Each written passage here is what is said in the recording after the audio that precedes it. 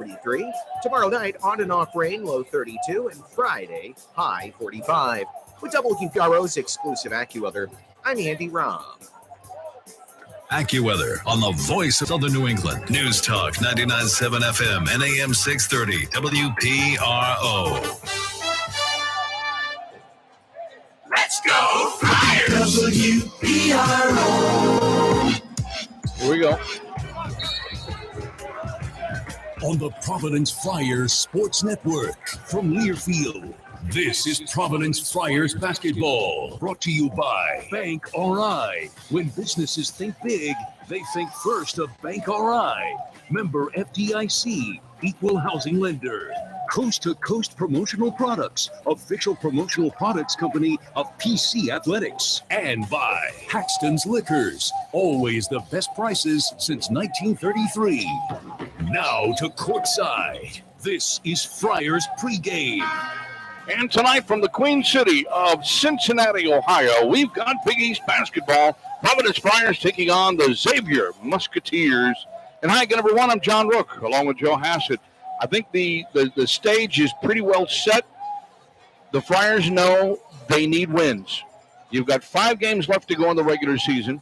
You need to find a way to get a road win somewhere. This is another quad one opportunity, which means a quality opponent for the Flyers in order to continue building the resume toward a potential at-large berth in the NCAA tournament next month. And, Joe, you've got the added little incentive of Xavier spanking you by 20 on your home floor last month. Yeah, you just talked about the wins, John. It's so important. You know, you got Seton Hall, the net. Now, we use the net. Seton Hall is 64 with 10-5 in the league. Butler's 61 in the net. Xavier's 54. Providence is 60. St. John's is 49. And Villanova's 35. I don't know how Villanova's at 35, but you know, all these games right now playing against each other, you have to win these games to move up. Well, get a lower net, obviously, and it starts tonight. You know, you look at this Xavier team. They came in and beat the Friars by 20. Was you couldn't believe what you were seeing. But they had a young freshman named Trey Green, who was 9 for 14 from the floor in that game, 5 for 8 from 3. And he was the second leading rebounder. He's 6 feet with 6 rebounds in the game. He had 23 points. He hasn't had double figures since that Friar game. Right. I mean, he's only played like 10, 12 minutes a game since that game. So he just had an unbelievable night shooting the ball. So the Friars have to do a good job of taking away the three. Xavier's had 12 threes in that ball game, 12 for 24, John. That's the second most threes scored on the Friars this year. All year long. The only team that had more was Creighton. They had 14 threes in Providence, and Friars won that game. Right.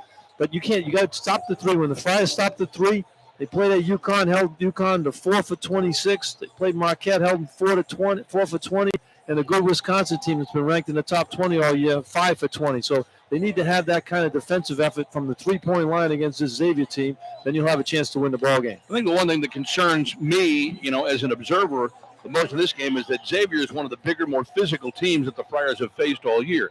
It is not a good matchup for this edition of Providence College basketball, especially in the absence of Bryce Hopkins, who's been gone since early January. So he wasn't around for the last time when Xavier beat the Friars at the AMP 85-65 back on January the 13th. So the Friars have to figure out a way to combat that physicality. I would expect at least tonight to see them try to push the ball up the floor a little bit more.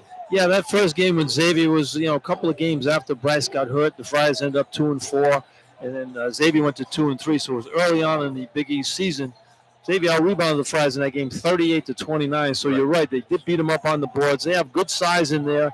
They're not scoring threats, but they get rebounds, and they get it out to the guards. Both McKnight and Oliveri can really score the ball. So you have to worry about them. I think their best player is Desmond Claude. He's just a sophomore at 21 against the Friars. He was 9 for 16. Had 19 of those in the first half. And he was terrific. You couldn't stop him. So he came out and played really well in that game. So they have a good 3-man rotation that starts the ball game with the 3 guards. So the Friars, defensively, since that game against Xavier, they've figured it out not having Bryce here. They're undermanned and undersized, but they battle in every game. They got 8 wins in the conference, and this is a game they need to get tonight.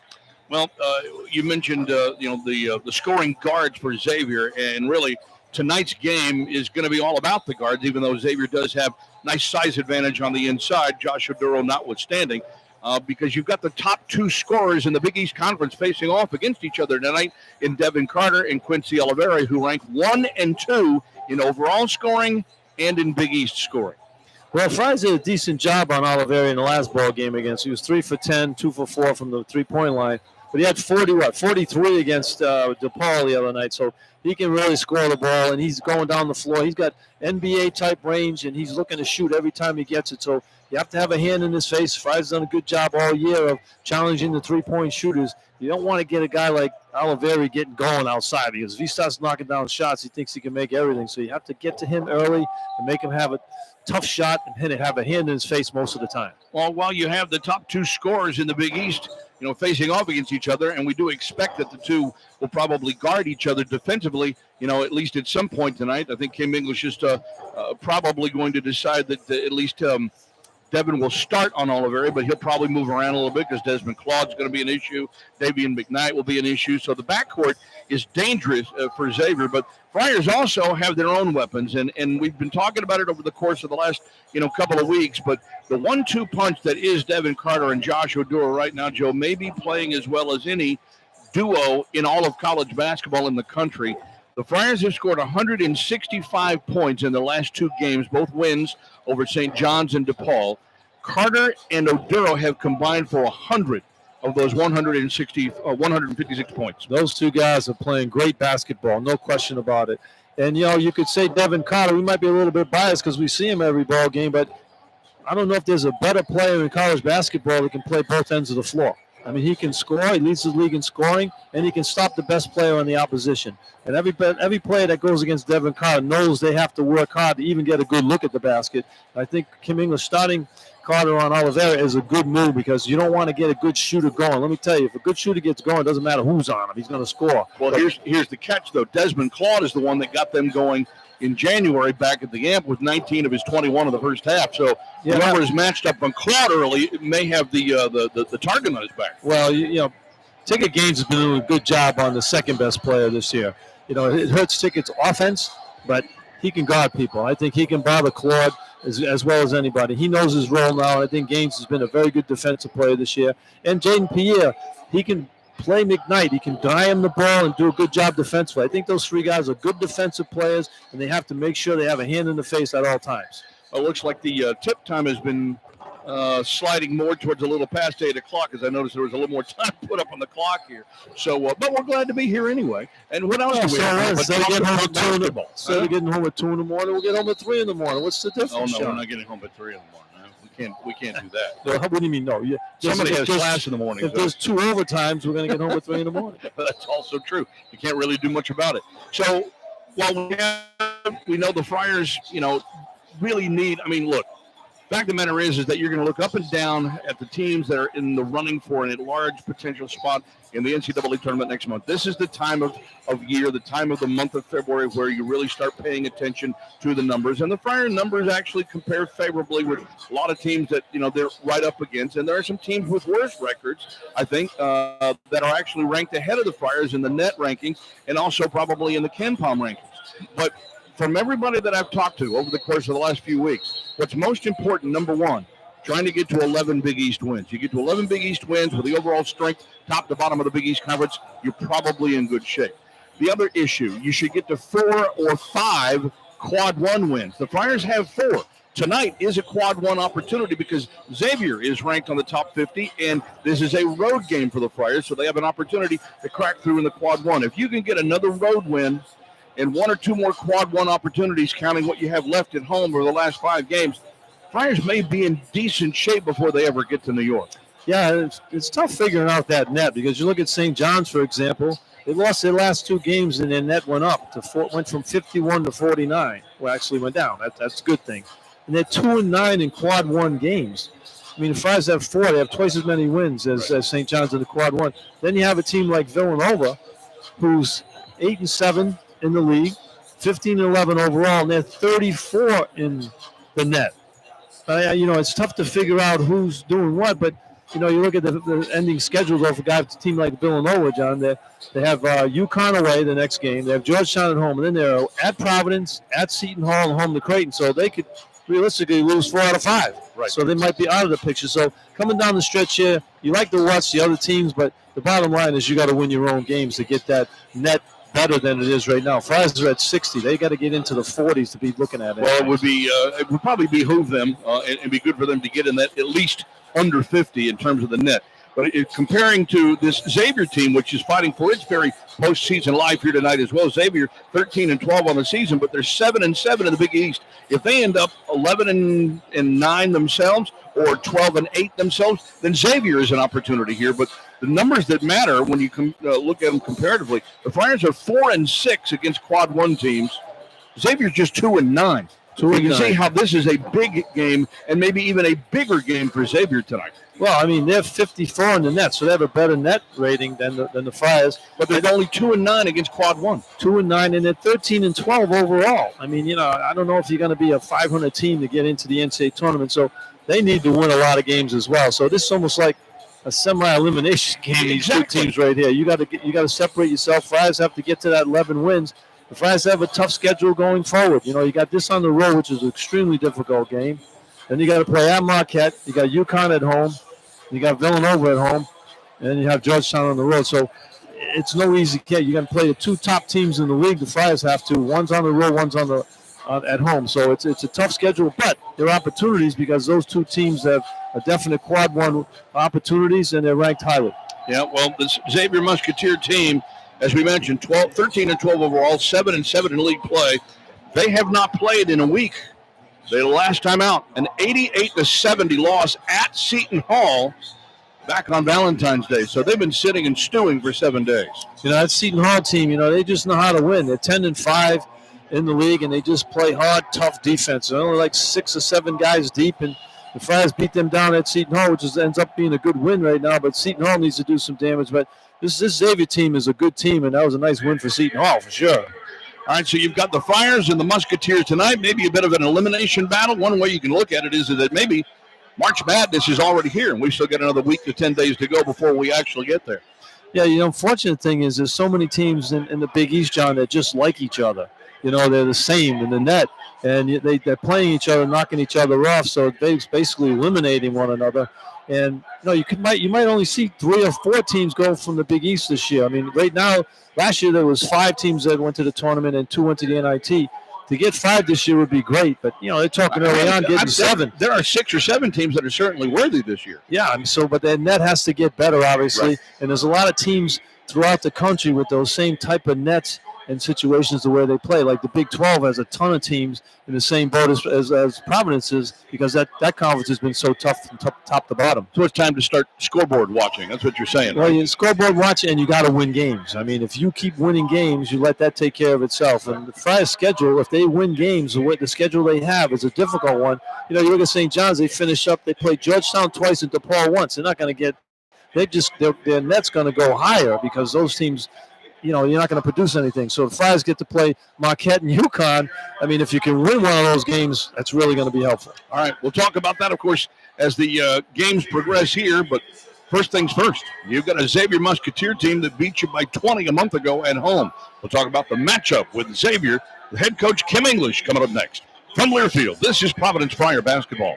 Hey, Friar fans, this is Coach Kim English from Providence College men's basketball. I want to extend a massive thank you to Finetco, a family of lumber yards, and the incredible Finnegan family for being phenomenal partners. Finetco embodies an elite mindset in every project they undertake. It's about seizing the moment, just like on the court. With 3 convenient locations across Rhode Island, Connecticut, and Massachusetts, if you have any home improvement or building needs, call Finetco at 1-800-390-0919 or visit them at finetco.net, and let's unite to build a winning future. Go Friars. At Balanced Wealth Management, we believe in the power of legacy and family values. Founded by Robert O'Clair, a professor at Providence College for over 35 years, our team at Balanced Wealth understands the importance of understanding and collaboration when it comes to your financial future. With our dedication and expertise, we're here to empower you to make informed decisions, ensuring a balanced and secure financial future. Call us today, 401-398-2000. For a free written financial plan. Balanced Wealth Management, guiding your path to financial success.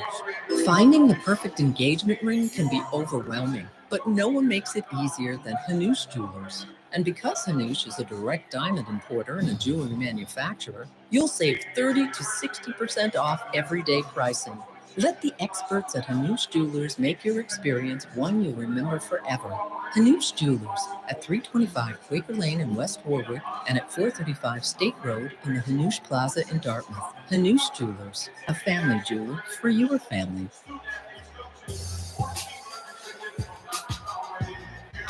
Welcome back to the Cintas Center in Cincinnati on the Xavier campus. John Rooke with the head coach of the Friars, Kim English. Friars and the Musketeers getting ready to go at it here in just a little bit. Providence coming in at 17-9 overall, 8-7 in Big East play after getting a couple of wins in the last week over St. John. Is this the way you want your team to be playing for the stretch? Have you kind of met the levels of standard that you set forth, and how much further do you need to go with that? We're getting there. We've had some good moments, moments of improvement, which, has been pretty consistent. I think the shared purpose is getting there, but I still think there's room for growth, great opportunity, and I'm excited to see us take the next step. You've mentioned already that your 1-2 punch in Devin and Josh, maybe, one of the better 1-2 punches that any team has in the entire country. Is there a point, Kim, where you feel like they might be doing too much? Is there such a thing like that? And is that the fault of, them? Is it the fault of somebody else not picking up the slack? How would you term that? I mean, short answer, no. Your best players perform the best. I don't know how they could be doing too much. I want them to do more. Okay, so how then do you bring others up to their standard and hopefully contribute, especially on the offensive end, because that seems to be where some of your down periods come on that offensive end.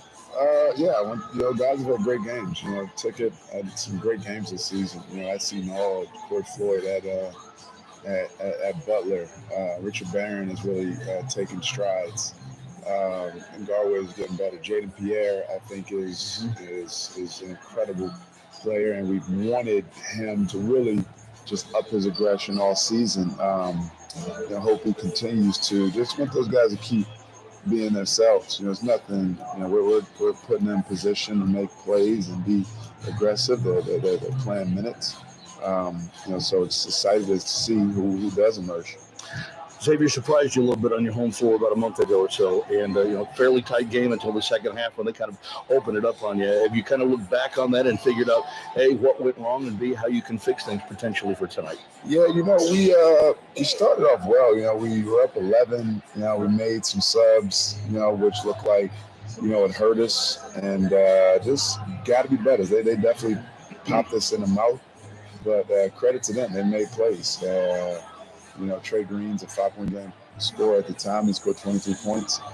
Desmond Claude, local kid we know, is a 20-something% three-point shooter. He made 3 threes. So sometimes players they're not even plays, starting Guzman tonight. We definitely didn't play. Who's starting? They're starting that guy Chani now. Chani? Tonight's he's top 2 scorers in the Big East Conference, and Devin Carter and Quincy Oliveri.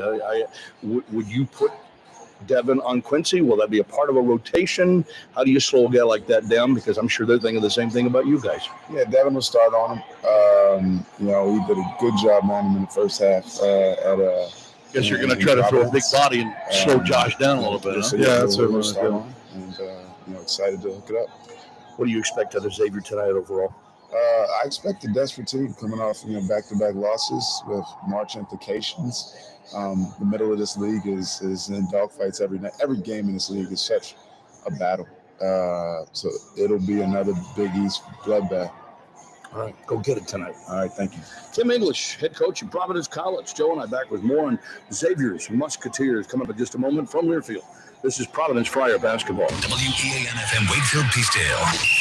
This is News Talk 99.7 FM and AM 630 WPRO, Providence, a Cumulus station. In 1933, our grandfather, Tom Haxton, started out selling beer and wine in a small liquor store in Ownville, Rhode Island. And in 1962, our father, Jeff Haxton, moved Haxton's to his present location on Route 2 in Warwick to provide our customers with the best selection and the lowest prices. And after 3 family generations, we've made Haxton's Liquors one of the largest liquor stores in New England, which means that we buy the most, so you pay the least. Visit the newly remodeled Haxton Superstore on Bird Hill Road in Warwick, where we buy the most, so you pay the least.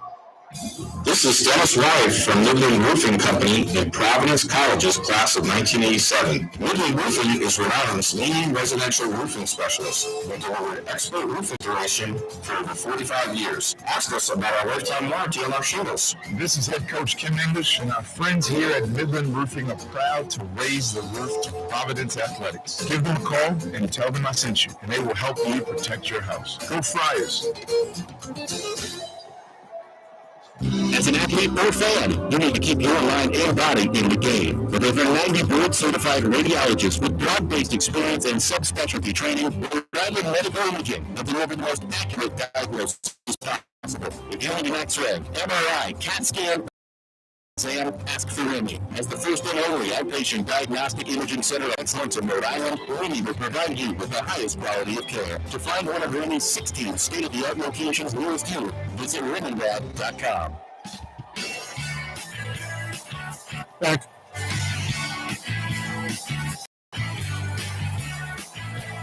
Flyers and the Musketeers getting set to go here in just a couple of minutes. Time now for our Midland Roofing Protect This House matchup of the game. And we mentioned this a little bit earlier in the pregame show, Joe, and I think it certainly bears repeating here. Top two scorers in the Big East Conference are in this game tonight in Devin Carter and Quincy Oliveri, as it just so happens, they'll probably be matched up with each other to start the game offensively and defensively. Yeah, that's what you want. I mean, you're going to put, I feel, the best defensive player in the league this year in Devin Carter on Oliveri, who's a very good scorer. Devin did a good job against him at Providence. So Oliveri was just 3 for 10 from the floor.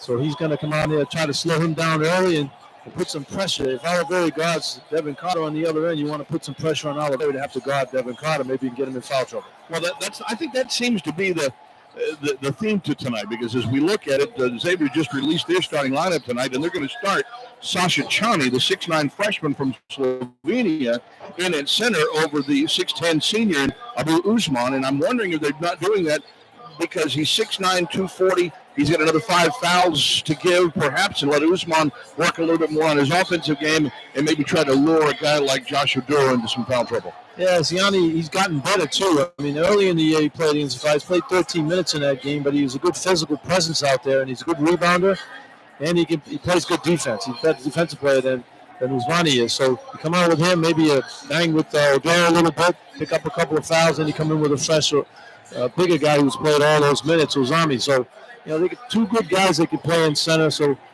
the big fella Odell is going to have to work hard in this one. Definitely going to have to work hard, and somebody else will have to work hard on the Flyers side to make sure that it's not just a 1-2 punch that they're throwing here on the road is Ticket Gaines. Gaines is the obvious candidate to be that third wheel to provide some offensive support for what Carter and Oduro have done over the course of the last week. Trouble is, Ticket Gaines also has a broken nose, and he's still got stitches over his right eye. He wore the Batman mask in the last game out against DePaul, and he went 1 for 8 from the floor. They really need Ticket Gaines to have a decent offensive night tonight. Well, he's the Band-Aid man. And, he had a good game at Seton Hall. He had 17 points. He had 5 3-pointers in that game. He's streaky, but he spends so much time on the defensive end making sure he stops his man. I think it affects his offense a lot, John. So maybe he come out and hit a couple of shots early. That'll be helpful. But the key guy for me, for the Flyers to get some points is Jaden Pierre. I mean, Jaden can get his own shot anytime he wants, and he doesn't look for his shot a lot. The last ball game, I'll keep using this comparison playing against Xavier, but, Jaden, he took 7 shots in that ball game, and he had 2 for 6 from 3-pointers. He had 10 points, but he can take more shots. I like to see him take 10, 11 shots in a ball game. He's going to shoot 50%. Then you get double figures out of him, and it takes a little bit more pressure off Oduro and Carter to make all the points. So the Flyers getting ready for the Xavier Musketeers. Road win at hand, road win opportunity at hand. Quad 1 win opportunity at hand. Momentum at hand, because they'll be off for 7 days before they continue on the road next Wednesday at Marquette. And knowing how tough that will be, boy, it'd be great to get one like this tonight. Yeah, I mean, this is a good one. I mean, this stretch here, 2 road games, you like to get them both, and you play well enough to do that. So the Flyers have to continue to play the good solid defense that they've been playing all year, especially this last 10-game stretch, and start to put the ball in the basket. When they shoot the ball well from 3-point range, they have a good chance to win. Yeah, the Flyers actually have shot pretty well from 3. They're at 39% from 3 over the last 3 games. On field goal defense, they've allowed just 27% over the last couple of games. So if you're guarding the perimeter and you're also scoring from the perimeter, you certainly have a shot on the road. Well, they look for threes. I mean, there's no question about it. They've taken 140 more threes than Xavier's taken. And, Friars have made 211 threes. Xavier's made 175. So Friars really look for that three-point shot. And when they win ball games, they usually outscore their opponent from three-point range. So it's a big part of their offense. The last ball game, they shot the first 14 shots with threes. So you got to get that thing going. If you knock those things down at a regularity, and the good defense that you play, you got a chance. Got a good feeling about this one? I don't know. I'm just looking at the referees walk out, and I just almost got sick. Well, other than that, I had a good feeling, so I could bring it up, but I saw these guys with the shirts on. Oh, my God, what's that? Somebody passed the barf bag. Hassett needs it. He's seen the officials. All right, we'll have the starting lineup, so we're going to tip it off. It's Providence at Xavier in the Big East Conference tonight right here on News Talk 99.7 and AM 630 WPRO. We'll be back with the starting lineups and the tip coming up next. From Learfield, this is Providence Friar basketball. And we're back with the action. Coke Zero Sugar might be the best Coke ever. That's right, Jay. With an irresistible taste and zero sugar, Coke Zero Sugar is a must-try for any sports fan. So make sure you... Wait, Jay, I didn't want to try it right now. We're still on air. Best Coke ever? Take a taste, Joe. Really? No, not right now, Joe. We got a game to call. This is an ad about a self-made team. Wait, see, I go to school, I do my chores, but I also have my own goals. I'm saving what I earn from making radio ads like this one to buy a gaming computer, and I'm using my own bank account to do it. With no fees, mobile banking, and a money management tool, it's like a spend account, but a lot smarter. So if you're a self-made team like me, I suggest you get one too. Game bank account, banking for the self-made team. Navigate Credit Union, federally insured by NCUA. Hey, Fire fans, this is Coach Kim English from Providence College Men's Basketball. I want to extend a massive thank you to Finetco, a family of lumberyards, and the incredible Finnegan family for being phenomenal partners. Finetco embodies an elite mindset in every project they undertake. It's about seizing the moment, just like on the court. With 3 convenient locations across Rhode Island, Connecticut, and Massachusetts, if you have any home improvement or building needs, call Finetco at 1-800-390-0919 or visit them at finetco.net, and let's unite to build a winning future. Go Friars!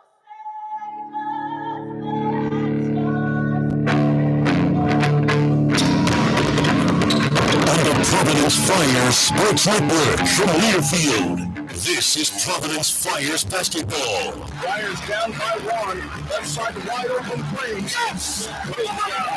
Nails the three. Friars basketball is brought to you by your Audi Roller dealer. Proud sponsors of Providence College Athletics. Coca-Cola. Together, taste better. Rhode Island Public Transit Authority. Welcome to your ride. Bank, the official bank of Providence College, and by White Cross home of the MedPack.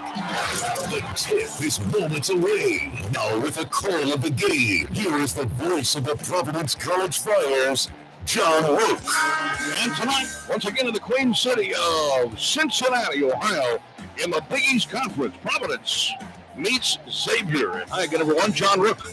With Joe Hassett, the Friars 17-9 overall, 8-7 in conference play. Xavier is 13-12. They are 7-7 in the Big East. Both teams need wins. Both teams need conference wins. Both teams, need road wins. But the Friars have that opportunity here tonight, and they'll try to take advantage of that against a team that beat them 85-65 back on January the 13th at the AMP in Providence. Let's take a look at the starting lineups brought to you by Blue Cross Blue Shield of Rhode Island. First of all, for the Xavier Musketeers under head coach Sean Miller, in the second year, 7th overall of his second go-round as head coach, of course, at Xavier. Former Pittsburgh All-Big East player, freshman of the year, and had some great years coaching, of course, at Arizona and winning Pac-12 titles and Atlantic 10 titles and had NBA draft picks and then got into a little bit of trouble. And here he is at Xavier again, and he is taking charge of this program and trying to build it back to where they feel they belong. They were preseason 6th in the Big East, and they still have an opportunity to finish right about at that range. Their starting lineup tonight: Desmond Claude, 6'6" sophomore from New Haven, Connecticut. All Big East candidate who was all freshman a year ago, 15.8 points per game and shooting just 22% from three. But Quincy Oliveri, 6'3" graduate transfer from Rice University out of Atlanta, Georgia. He is second in the Big East in scoring behind the Friars' Devin Carter at 19.1 points per game. Also shooting a Big East best 44% from three.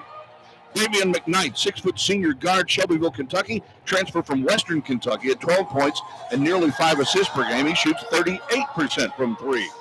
Gytis Namishka, 6'8" senior out of Lithuania, 6 points, 5 rebounds, 34% three-point shooter.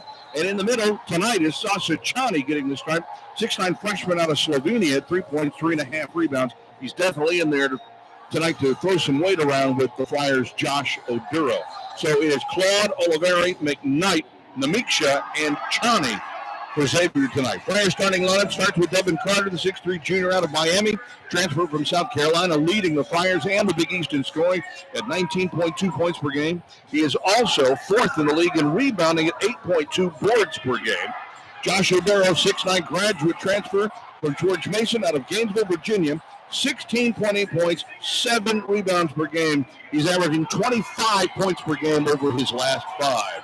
Ticket 6'7" graduate transfer from George Mason in Tennessee, out of Buffalo, New York, at just under 9 points and 4.5 rebounds per game.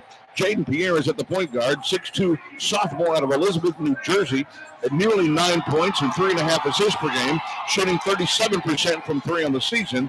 And Rich Barron, the 6'5" freshman out of Chicago, gets another start tonight for the Flyers at 3.5 points and a rebound and a half out of Chicago's St. Ignatius. So it's Barron and Pierre, followed by Gaines, Oduro, and Carter in the Flyer lineup tonight for head coach Kim English.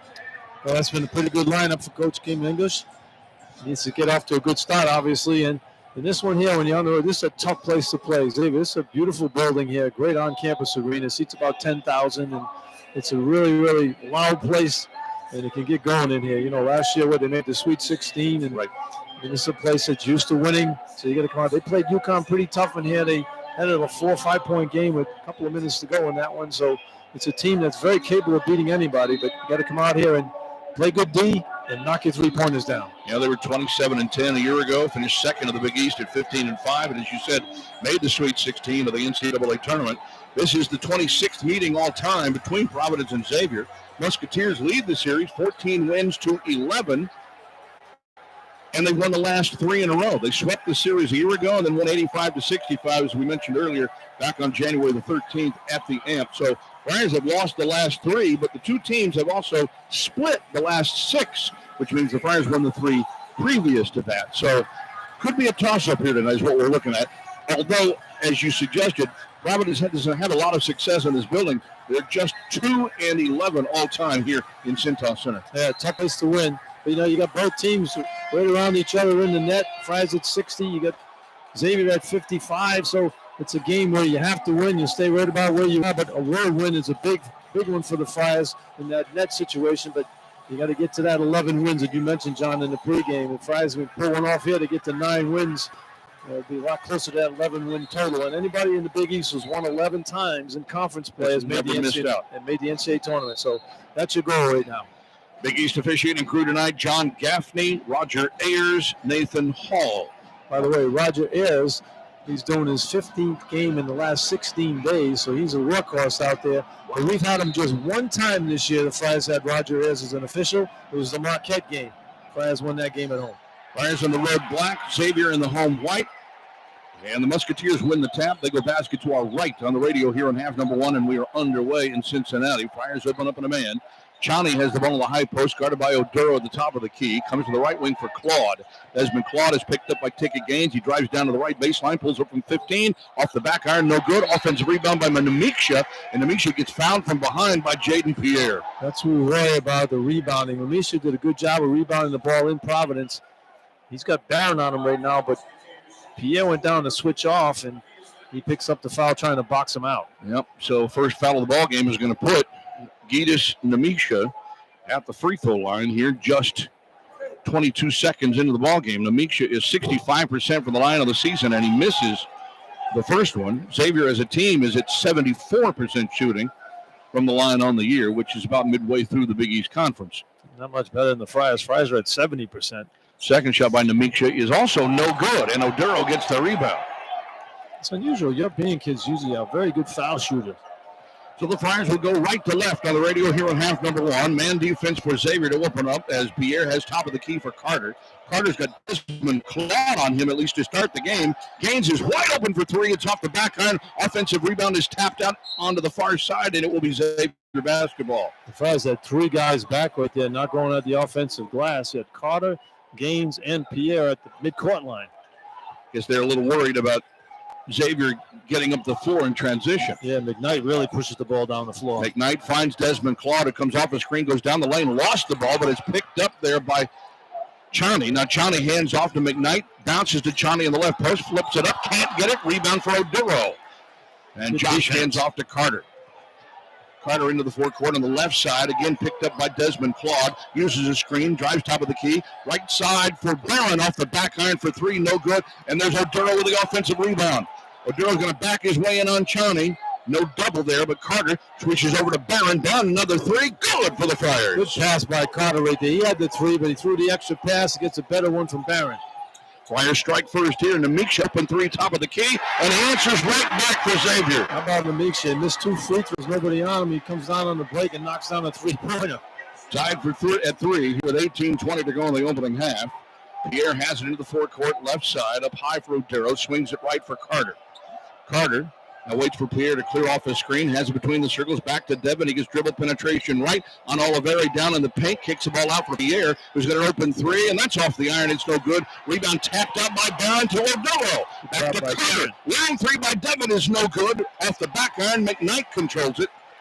And David McKnight now brings it into the forecourt, crosses over top of the key. He'll find Chani in the high post, a handoff for Oliveri. He gets off a three-pointer. Got it. Carter was going fighting over the top of the screen. They got there late. Oliveri just needs a little bit of room, and he can knock those shots down. Leading three-point shooter in the Big East Conference nails his first try of the night. Gives Xavier a 6-3 lead. Pierre comes left. Carter bounce pass into the post, and there's Chani with a reach-in foul from behind on the left side. Well, Friars have had, 5 shots from the outside from three-point range, and all good looks. Have just made one so far. So it's important they got to knock down those shots to win a road game for sure. Friars will inbound at 21 to shoot from the baseline, left of the basket. Pierre looks for the inbounds with McKnight in front of him. Now he'll lob it out for Carter on the left sideline. Carter picked up there by Namiksha, uses a screen, gets dribble penetration, down the lane, scoops it up, got it blocked and fouled as he goes to the floor. Good move by Carter there.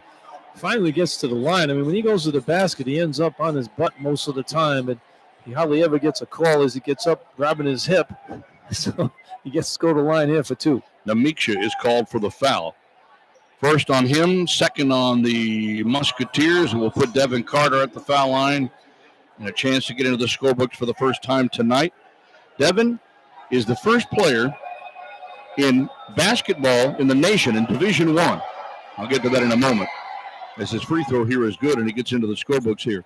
First player in Division I to score 900 points, make 100 steals, and block 50 or more since the start of the 2022-23 season. Nobody's done better than he. Well, he's a highlight film out there. And his second shot rattles and stays, and he's got the first 2 to go. At both ends. I mean, he can score the ball and he plays great defense. 6-5. Friars trail by 1. Some pressure in the backcourt by the Friars. They give it to McKnight under the basket. He'll bring it up man-on-man against Jaden Pierre into the forecourt to our right. So McKnight now down low with the dribble, gets out of the midcourt circle, penetrates, weaves to the right at the foul line, back out front now for Chani, hands off for Claude. Claude starts right, goes left, penetrates on Gaines down into the post, wants to try to post up, spins to the outside, jumper up around the rim, in and out. Oduro with the rebound. Good job by Gaines right there, challenging that shot. Here's Carter trying to push the tempo, goes right to the rim, lays it up too strong, and it goes out of bounds off of the leg of Namiksha, and it will be Providence ball. Namiksha felt he was fouled on that one by Oduro coming in for that rebound. He may have been. Well, he might have. Carter was fouled going to the basket, so they didn't call anything, so they'll just keep playing on. They're going to let him play. Friars will inbound, 23 to shoot. Pierre comes left wing. Gaines up high. Oduro swings it right for Carter. He uses him as a screener. Comes back left for Jaden. Takes the 3, steps to the right, fires the 3. In and out, it won't stay. Loose ball rebound picked up there by McKnight. Up the floor by Fine McKnight. Now out front for Desmond Claude. Comes right for Oliveri. Picked up by Pierre. High post for Nemiksha. Nemiksha hands off. Slipping down is Claude, right in front of Claude. He'll drive the lane. He'll throw up the one-hander. Can't get it. And the rebound is tapped out. Saved by Carter to Oduro. Good defense by the Friars. They're doing a solid job on the defensive end. They just got to stop making some shots. Got to knock something down here. Here's Guys are Rich doing Barron. 1 for 7. Rich Barron finds Carter coming off the screen to the top of the key. Pushes left for Oduro. Thought about the three. Left corner for Pierre. Drives the baseline. Challenges. And elevates and scores. What a move by Pierre right there. I mean, took it up strong for the dunk. First basket for Jaden. Friars grab the lead at 7-6, and we've got 4 minutes deep into the first half. And Nemiksha driving left, but doesn't get called for the travel. Out to McKnight, swings it over in front of the Fire bench. Now for Oliveri, got it blocked. But Oliveri comes down with his own shot. Now back out for Claude, finds McKnight, who's wide open for three, and he keeps it. They left the wrong guy. You want Claude taking those 3 pointers. And he's probably the worst 3-point shooter of the 3 guys who score. I mean, he makes 3-pointers, don't get me wrong. But you'd rather have him taking the shot than McKnight. And Kim English not happy at all on that last sequence as David McKnight buries his first three. And we got a time 4 with 15:42 to go in the opening half. Xavier 9, Providence 7 from Learfield. This is Providence Friar basketball.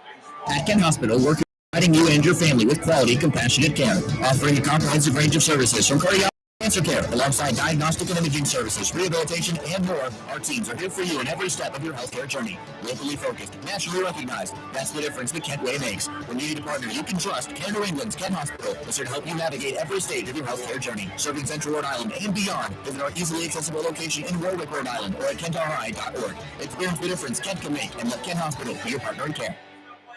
It was your father's leather chair, and his father's before that.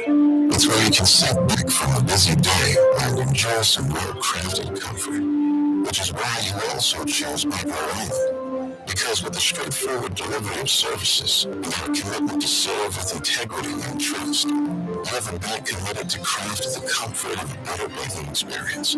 It's banking well-crafted from WPRO. Member FDIC, equal housing lender.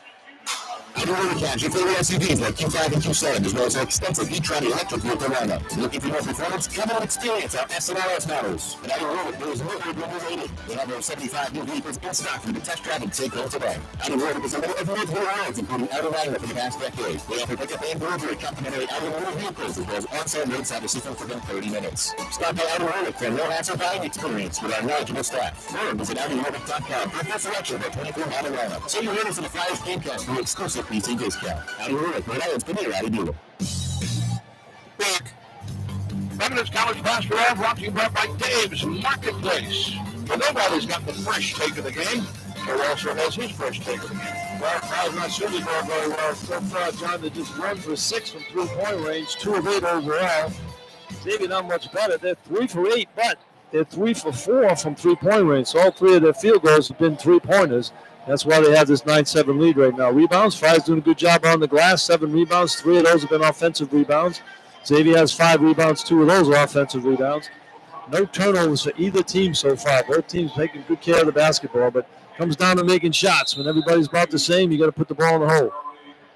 Friars with the basketball trailing 9-7, 15:40 to go in the opening half. Garway Duval is checked into the game. Jump pass into the forecourt for Carter. Goes cross court to Corey Floyd, who's also checked in. Back out front now for Duval.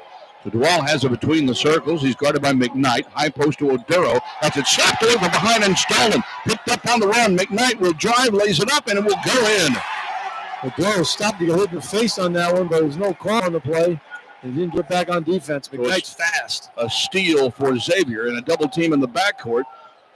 And the ball is cleared by Duval to Corey Floyd. So Xavier now up 11-7. Duval has it between the circles, starts right, goes left, now finds Oduro on the high post, swings it right for Carter. Carter uses Oduro as a screener, cuts to the left, gets to the elbow, jump stop into the lane, leans in, tries to go up off the glass. It's in and out, rebound tip, it will no good. Rebound again, tip another time by Carter. It's loose on the floor, and it's ripped out of there by Usman, and a foul called on the Friars. Carter can't finish at the rim right now. That's a very lively rim. You've seen the ball really bounce high on it. That foul is called, I believe, on Carter. Did they get Carter on that one? Yeah, he had 2 good moves, and they just wasn't able to finish They got Corey Floyd on it. Yeah, that's good. You don't want Carter to pick up any cheap ones. First foul on Floyd, second on the Friars. Jump pass into the forecourt for Claude. High post now for Abu Usman, the North Texas transfer. McKnight pulls up from 15 and cans it. He got 7 of the first 13 points on the board for Xavier. Kim English was talking to Gaffney. He says, hey, he called timeout. He says, well, you can't lean into him like that. He's complaining about the foul down the other end. So Kim English calls a 30-second timeout, and he's having that conversation after John Gaffney turns and walks away. He's having that conversation with Nathan Hall. McKnight just pulled up to the left elbow, about a 15-foot jump shot, leaned into the defender, canned it, and Kim's trying to get a little bit of an explanation on that, but Xavier now is on a 7-0 run. They lead 13-7. Well, Kim's using his whole timeout to talk to the officials and complain about the calls that he felt that weren't called. Let's get his message across. 2 quick ones right here. But McKnight, he's a solid player. I like his game. Carter's doing what Carter does. He's taking Oliveri basically out of the game so far. He has one shot, one look at it, and Carter blocked it in the corner. But the Friars on defense have to stop the other guys. Providence with the ball. Again, Xavier has hit 3 shots in a row, while the Friars have only hit 1 of their last 8. 1-2-2 pressure in the backcourt by Xavier. Big jump pass to Corey Floyd, who drives left, scoops it up in the reverse, and scores at the rim. Good move by Corey right there. He had the 3, but he took it to the basket. He finishes nicely at the rim. Friars stop the 7-0 run. Corey Floyd gets his first basket. Left wing, Claude, up high now with it, and into the ballgame is Dalen Swain, 6'7" freshman wing. Back to Claude at the top of the key. Claude now penetrates on Gaines as it tipped away, but McKnight grabs it to the right corner for 3. It's short. Rebound underneath for Swain. Got it blocked from behind, and Carter pulls it away. Carter blocked it from behind. Now here's Carter in transition, driving right around Claude. Right corner, Gaines for 3 off the iron. Can't get it. I got to tell you, that rim on the left basket is really, really bouncy. It's McKnight. Correction. Puts it right down the floor, got a layup, and got fouled from behind. And again, Kim English is absolutely livid on the sideline. Well, he's yelling at his players. He's yelling at Corey Floyd, not getting back on that one. But, Flyers getting good looks, John. And, the missed 3-pointer right there turns into a layup and a 3-point play the old-fashioned way for Xavier. No matter how hard you work on defense or rebound the ball or pass the ball, you have to put the ball in the hole. Flyers have wide-open looks, and guys just aren't making the shots right now. You got Pierre's 1 for 3, 0 for 2 from 3. Carter's 0 for 1 from 3. Carter's 0 for 5. Gaines is 0 for 2 from 3. Barron's the only guy hit a 3-pointer so far. So Oliveri goes to the line to try to make the 3-point play, and the free throw is good. He's got 6. And again, Xavier running out away from the Friars at 16-9 with 13:38 to go in the first half. That foul was on Ticket Gaines, his first, team's third. Caraway Duval hands off to Pierre, circles to the left, finds Carter out on the perimeter, guarded by Desmond Claude. Oduro sets the screen, he cuts to the right, gives it back to Oduro in the paint, and it gets knocked away from Josh again and stolen. Claude crosses over, drives, Eurostep, lays it up, missed it, it goes out of bounds. It is off of Xavier, Providence ball. Should have been over the back foul on Usman, too. He came right over the back of Corey Floyd there. Friars get the ball. Good job retreating on defense. Need to get Carter to make a shot, get his confidence going. Claude's a good defensive player. Claude's been guarding him and doing a good job. Carter has 4 rebounds, but as you said, 0 for 5 here to start the ball game. Duval has it between the circles, works to the left, gets to the foul line, jump pass back out to Oduro. He sets for an open 3, bang! Big Josh making threes. I mean, he's been consistent out behind that line all year long. Big hoop right there. Friars needed a score there. First basket for Josh Oduro, shoots 32% from 3 on the season. 16-12, within 4. McKnight dumps it out to Claude, fakes the deep 3, gets to the foul line, jumper up, jumper in. See, Claude doesn't want to take the 3. He wants to get to the foul line extended. He's a mid-range guy. And the scouting report, you got to make him take the 3-pointer, back off him, and take away that mid-range shot. That's his first basket of the game. Musketeers up 6. Caraway Duval comes off the screen. Again, Oduro high post, drives to the right, hands off to Carter, circles back to the left, gets down the lane, finds Oduro. He's going to go up against Usman on the right block, backs his way in. Here comes the double team. He goes up with a fadeaway around the rim, and it falls in. Boy, Josh Oduro doing the deed out there. 2 guys were converging on him, and he still got the shot off. Quick pass up the floor for Claude. They leave him alone. There's the 3-pointer. No good. And the rebound for Carter. Make him take threes. Friars, a 3-on-3. Carter sets for 3 off the rim. Can't get it to stick. And the rebound for Oliveri. That's his shot. He's made a ton of those this year. You want him to take that one. Swain now finds Usman, who goes up for a jumper from 17 and hits. Now you want Usman taking that one too, but he knocks that one down.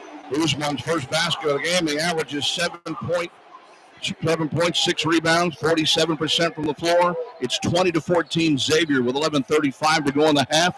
Ball gets knocked away and stolen again. McKnight takes it on the perimeter. He drives and pushes the shot. But Usman gets the rebound. He flies down the floor to Oliveira, gives it back to Usman, who has the deuce. Nice movement there by Xavier. Throwing the extra pass, getting a nice layup there. McKnight's done a good job of deflecting passes here and getting turnovers. 3 turnovers for the Friars have led to 6 points the other way for Xavier here in the first half, and they've opened up an 8-point lead. Durrell drives, finds Oduro, right wing now for Pierre. He penetrates, back out to Carter, left corner. Durrell for 3, air ball. And the ball is chased down in the forecourt, in the backcourt, and then there is an out of bounds as Desmond Clark ran up the sideline and stepped out of bounds in the backcourt. I'll tell you what, Jaden Pierre caused that. He dove for the ball, so he jumped out of the way and landed out of bounds. Good thing they had a 3-on-1 for an easy layup. Sure did. Timeout with 10:57 to play. And it's Xavier shooting all their guns right now. They lead at 22-14 from Learfield. This is Providence Friar basketball. When you work with Jamie, it's about going beyond investing. It's about connecting your life and finances. Wherever you are on your wealth journey, we can build a tailored financial plan and make recommendations that are aligned with your best interests based on your unique needs, goals, and preferences. To learn more, stop by our offices located in Providence and South Kingstown, or visit JohnnyProvidence.com. Montgomery Scott LLC, member NYSE, FINRA, and SIPC. Fighting through the storm of life can be a whirlwind. And if that weren't enough, the responsibility and constant worrying of your medications can be overwhelming. Don't let your prescription needs get caught up in the storm. White Cross Pharmacy's MedPack is the perfect way to help make your medication management simple. The MedPack arrives at your doorstep each month, making it easy and reliable to stay on your medication schedule.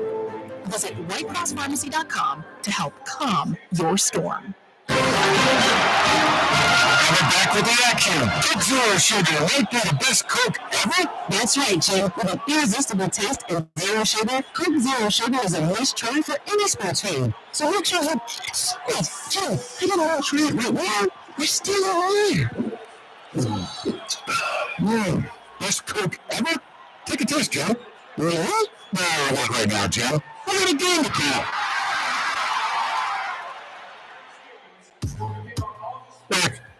Providence College basketball brought to you in part by Finetco, a family of lumberyards. John and Joe back at Cintas Center in Cincinnati. We got 10:57 to go in the first half, and Xavier trying to run out a bit on the Friars here, hitting 9 of their first 19 shots, nearly 50%.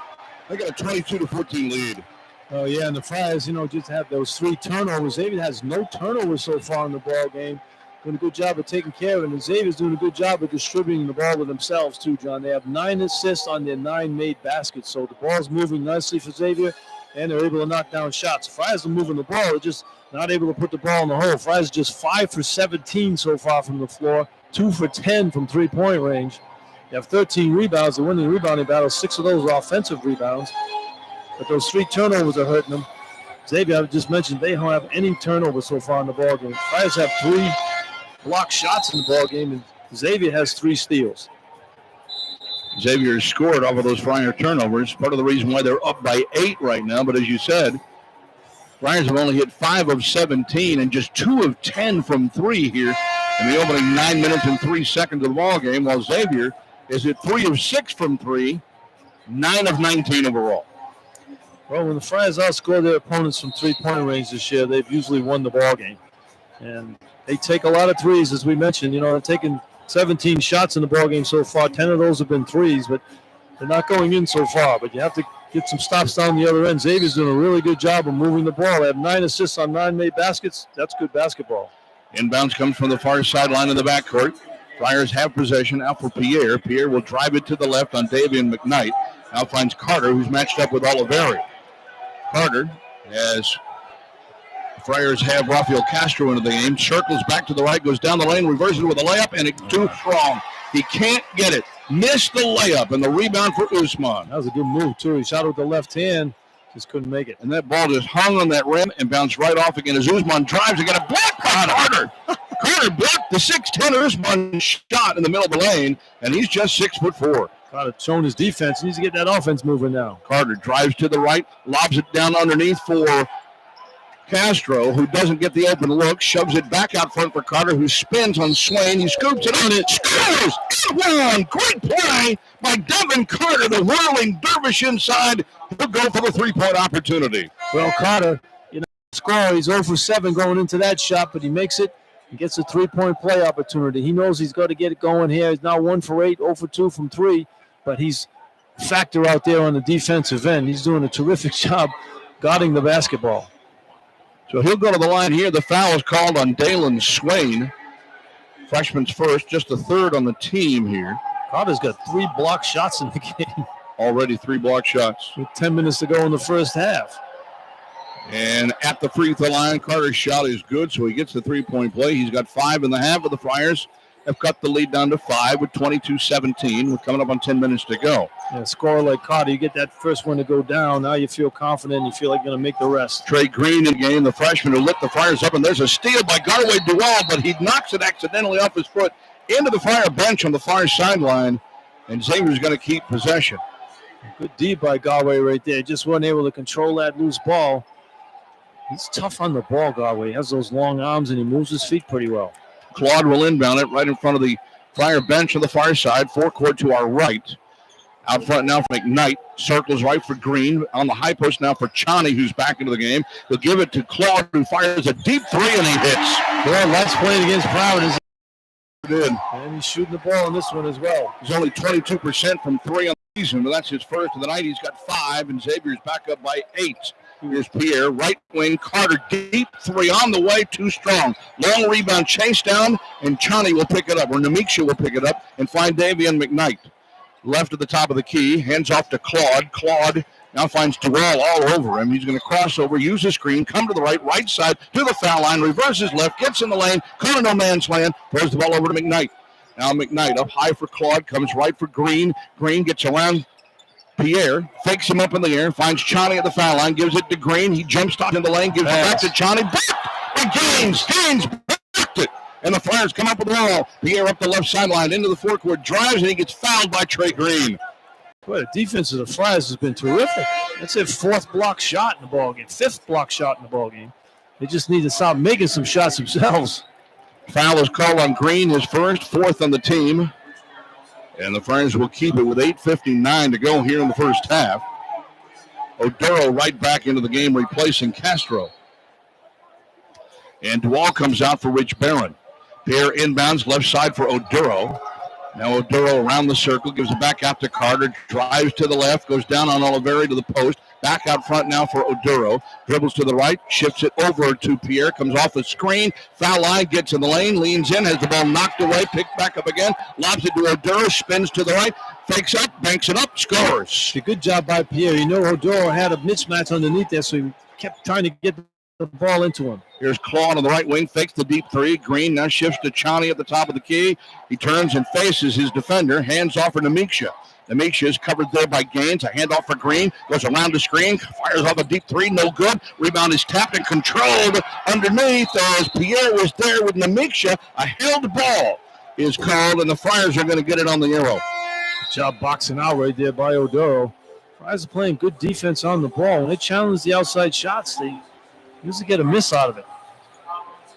So the Friars will have the possession arrow here, although we can't see it because the light isn't working on the scoring table on the far side. So it's going to be anybody's guess here, I think. Well, high above courtside here at Cintas Center. Pierre will drive it into the forecourt, right to left. Friars trailing by 6 with 8:11 to go in the first half. Pierre up the right sideline, cut off by Green. Stops, entry pass into Oduro. He spins on Chani, double teamed, saved by Corey Floyd out front. Quick pass left wing. Barron gets off the 3. It's in and out. It won't stick. And a rebound faced on the floor. Out of bounds with it was Corey Floyd. On the baseline, it'll be Xavier Burrell.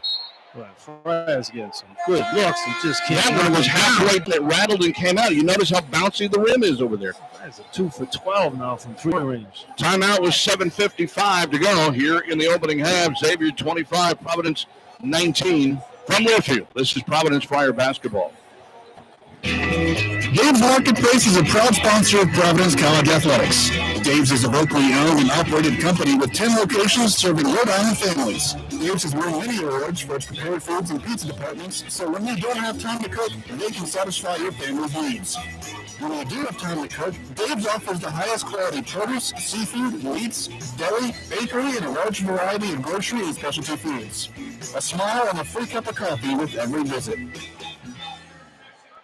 Hey, ladies. Wow, shiny. Why are you so quiet? You left. You look like a racing sailboat. My bank took me to get cleaned. Huh. So your bank took you to the cleaners? No. I see a reflection in your forehead. Did your bank take you to the cleaners? No. Listen, you were checking from Santander. Use the account once a month. There's no monthly fee. Oh, that's much easier. You can expect you deserve at SantanderBank.com. Qualifying transactions to waive the monthly fee do not include fees, rebates, and adjustments posted by Santander Bank. Other fees may apply. See banker for details. Santander Bank and a member FDIC. There are many ways to say Miller Lite has more taste and only one more calorie than Michelob Ultra. Could say it with the show choir buddies at your high school reunion. Miller Lite has more taste and no one more calorie than Michelob Ultra.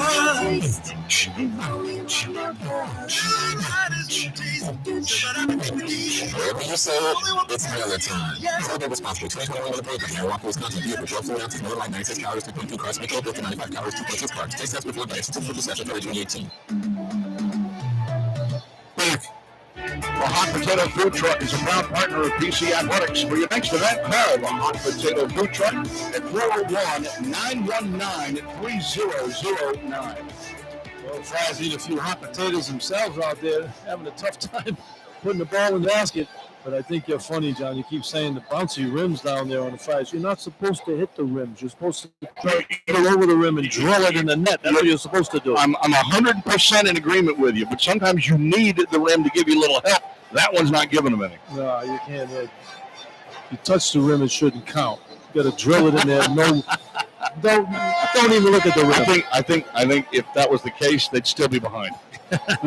Well, you look at Xavier. They're 4 for 8 from 3. They're 10 for 23 from the floor. Not great, but doing a good job of making shots when they have to, and that's why they have this lead right now, 25-19. But the Friars are just 7 for 22, and they're only down 6 points in the ball game, playing good defense. Friars have 5 block shots in the game, which is an amazing stat when you consider how undersized they are. Our third in the Big East in team block shots. They've been in the top 2 or 3 all season long. And Devin Carter has 3 of those blocks. Actually blocked the center trying to post him up in one play. Xavier will have possession of the ball with a 6-point lead here in 7:55 to go in the first half. Friars have man pressure in the backcourt. They'll give it to Davian McKnight, a Western Kentucky transfer. Now finds Desmond Claude, breaks the pressure into the forecourt to our right. And Friars are going to do a little zone here, Joe. Looks like a 1-2-2 on the right side. Claude. Real matchup zone. Claude has it up front. High post Usman out of McKnight, who circles back to the center. Off to the left wing, step back. Oliveira gets off a 3, rattles in and out, and back in again. That's the guy you got to find in the zone. You got to make sure you know where he is. He's got 9 of the 28 first half points, and the Musketeers now up by 9. It's their largest lead of the ball game. Up high with it is Oduro. A handoff to Pierre, who circles around the arc to the right side. Back left now for Gaines. Feeds Oduro in the post. Spins to the inside. There's a double team, and he got pushed in the back. Well, they're double teaming Oduro every time he gets it. That time there, Oduro made a spin move to the right. And Usman, I think, had a forearm in the back. That one is called on Usman, his first. That's 5 on Xavier here in the half. So what would it give before the Friars would shoot? Devin Carter, who is out briefly, now is right back in, replacing Rich Barron. We got to get Carter going on the offensive end. He's playing great defense. Pierre lobs inbounds to Oduro outside the foul line. He's going to drive to the left on Usman, picks up the ball as it got stripped away, finds Carter, who penetrates, throws the runner right side. Corey Floyd for 3, good. Good pass by Carter. He drew the defense. 3 guys went to him down the lane, and Corey Floyd knocks down the 3. Friars getting wide open looks. He just got to make them. And Corey Floyd finally knocks one down. He's got 5 here in the half. Friars back within 6. Bounce pass to Usman, in and out of his line and out of bounds. A turnover for the Musketeers. That's their first of the ball game with 56 to go. That was a good idea, too. I mean, a good pass there by McKnight. He led Usman. All he had to do was catch that when he had a layup.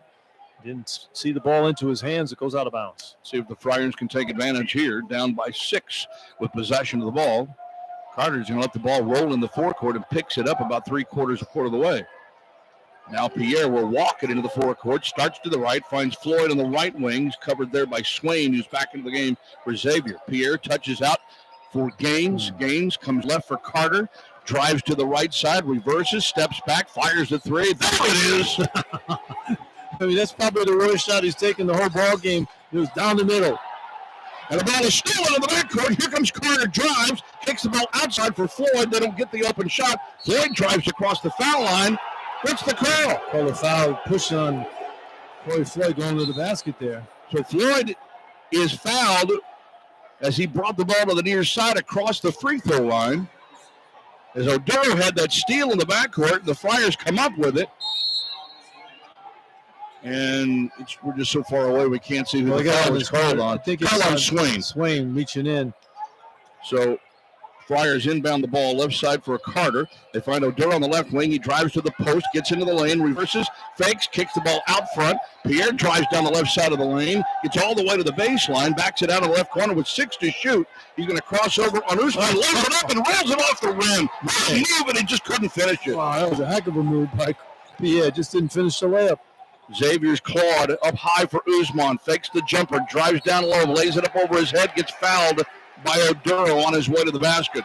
That's a weak one right there. I thought he hooked Oduro on that play, but Usman's getting schooled down the other end, so he decided, hey, I got to make an offensive move here on Oduro, and he gets to pick up the foul. So a foul on Josh is his first. That's 4 on the Friars, and to put Abu Usman at the free throw line. Usman just a 47% free throw shooter on the year, averaging 7 points and almost 6.5 rebounds per game, and the free throw here is no good. Xavier just 1 for their first 4 from the foul line tonight. Corey Floyd comes out. Garway Dual checks back in for Providence. Well, Usman had foul trouble in Providence. Didn't get to play a lot of minutes. He had 4 fouls. Had 6 points and 4 rebounds in that win over the Friars last month. Yeah, Ciani had a good ball game playing for him because he had the foul trouble. Second shot for Usman. Line drives it in. He's got 5 in the half. Xavier's up by 4, 29-25, 5:50 to go in half number 1. Now Dual has it at the point, crosses the mid-floor line, bounces up high for Carter. Carter fakes the pass. Oduro sets the screen, rolls to the right, no pick and roll, but he'll reverse, come left, looks to pass it back out front on the left wing for Oduro, who circles back out of the center. Now pushes for Dual, who drives down the lane, throws up the runner, in and out. My goodness. Well, that's a good shot. He needs to look at that more. But it's hitting back rim all the time. You were just talking. You got to hit net on these things. McKnight comes off the screen in the middle of the lane. Ball is tipped away by Dual and then picked up by Carter. Friars pushing up the floor with Pierre. Now Gaines, who drives left, lays it up, won't get it to go, but he will get fouled. And Tickett will have to earn it at the free throw line. Well, Tickett's left-handed. He's on the left side. He goes up for that layup with the right hand. He's got to finish that with his strong hand. He might get the three-point play opportunity. Desmond Claude is called for the foul. That's his first. But that is now 7 on Xavier. It'll be a 2-shot shooting foul here for Gaines, but with 5:13 to go in the half, the Friars will move into the bonus. Gaines 2 at the line. First shot here is good. First point of the night for Ticket Gaines, who averages 8.7 points per game, and he's 71% free throw shooter on the season. The Friars are just over 70% in the Big East. That's 10th out of the 11 teams. Should see that ball go in for him. Second shot is also good. I feel good about the shot he takes. Get a little rhythm on the foul line. And the Friars are within 2. It's 29-27, 5:08 in the first half. McKnight bounce pass to Oliveri, and an offensive foul call on Xavier. Good illegal screen called on Abu Usman.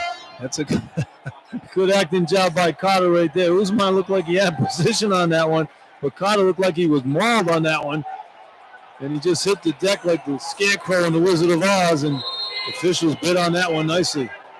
Second foul on Usman. Player control foul gives the Friars the ball, Joe, and a chance to tie or take the lead on this possession.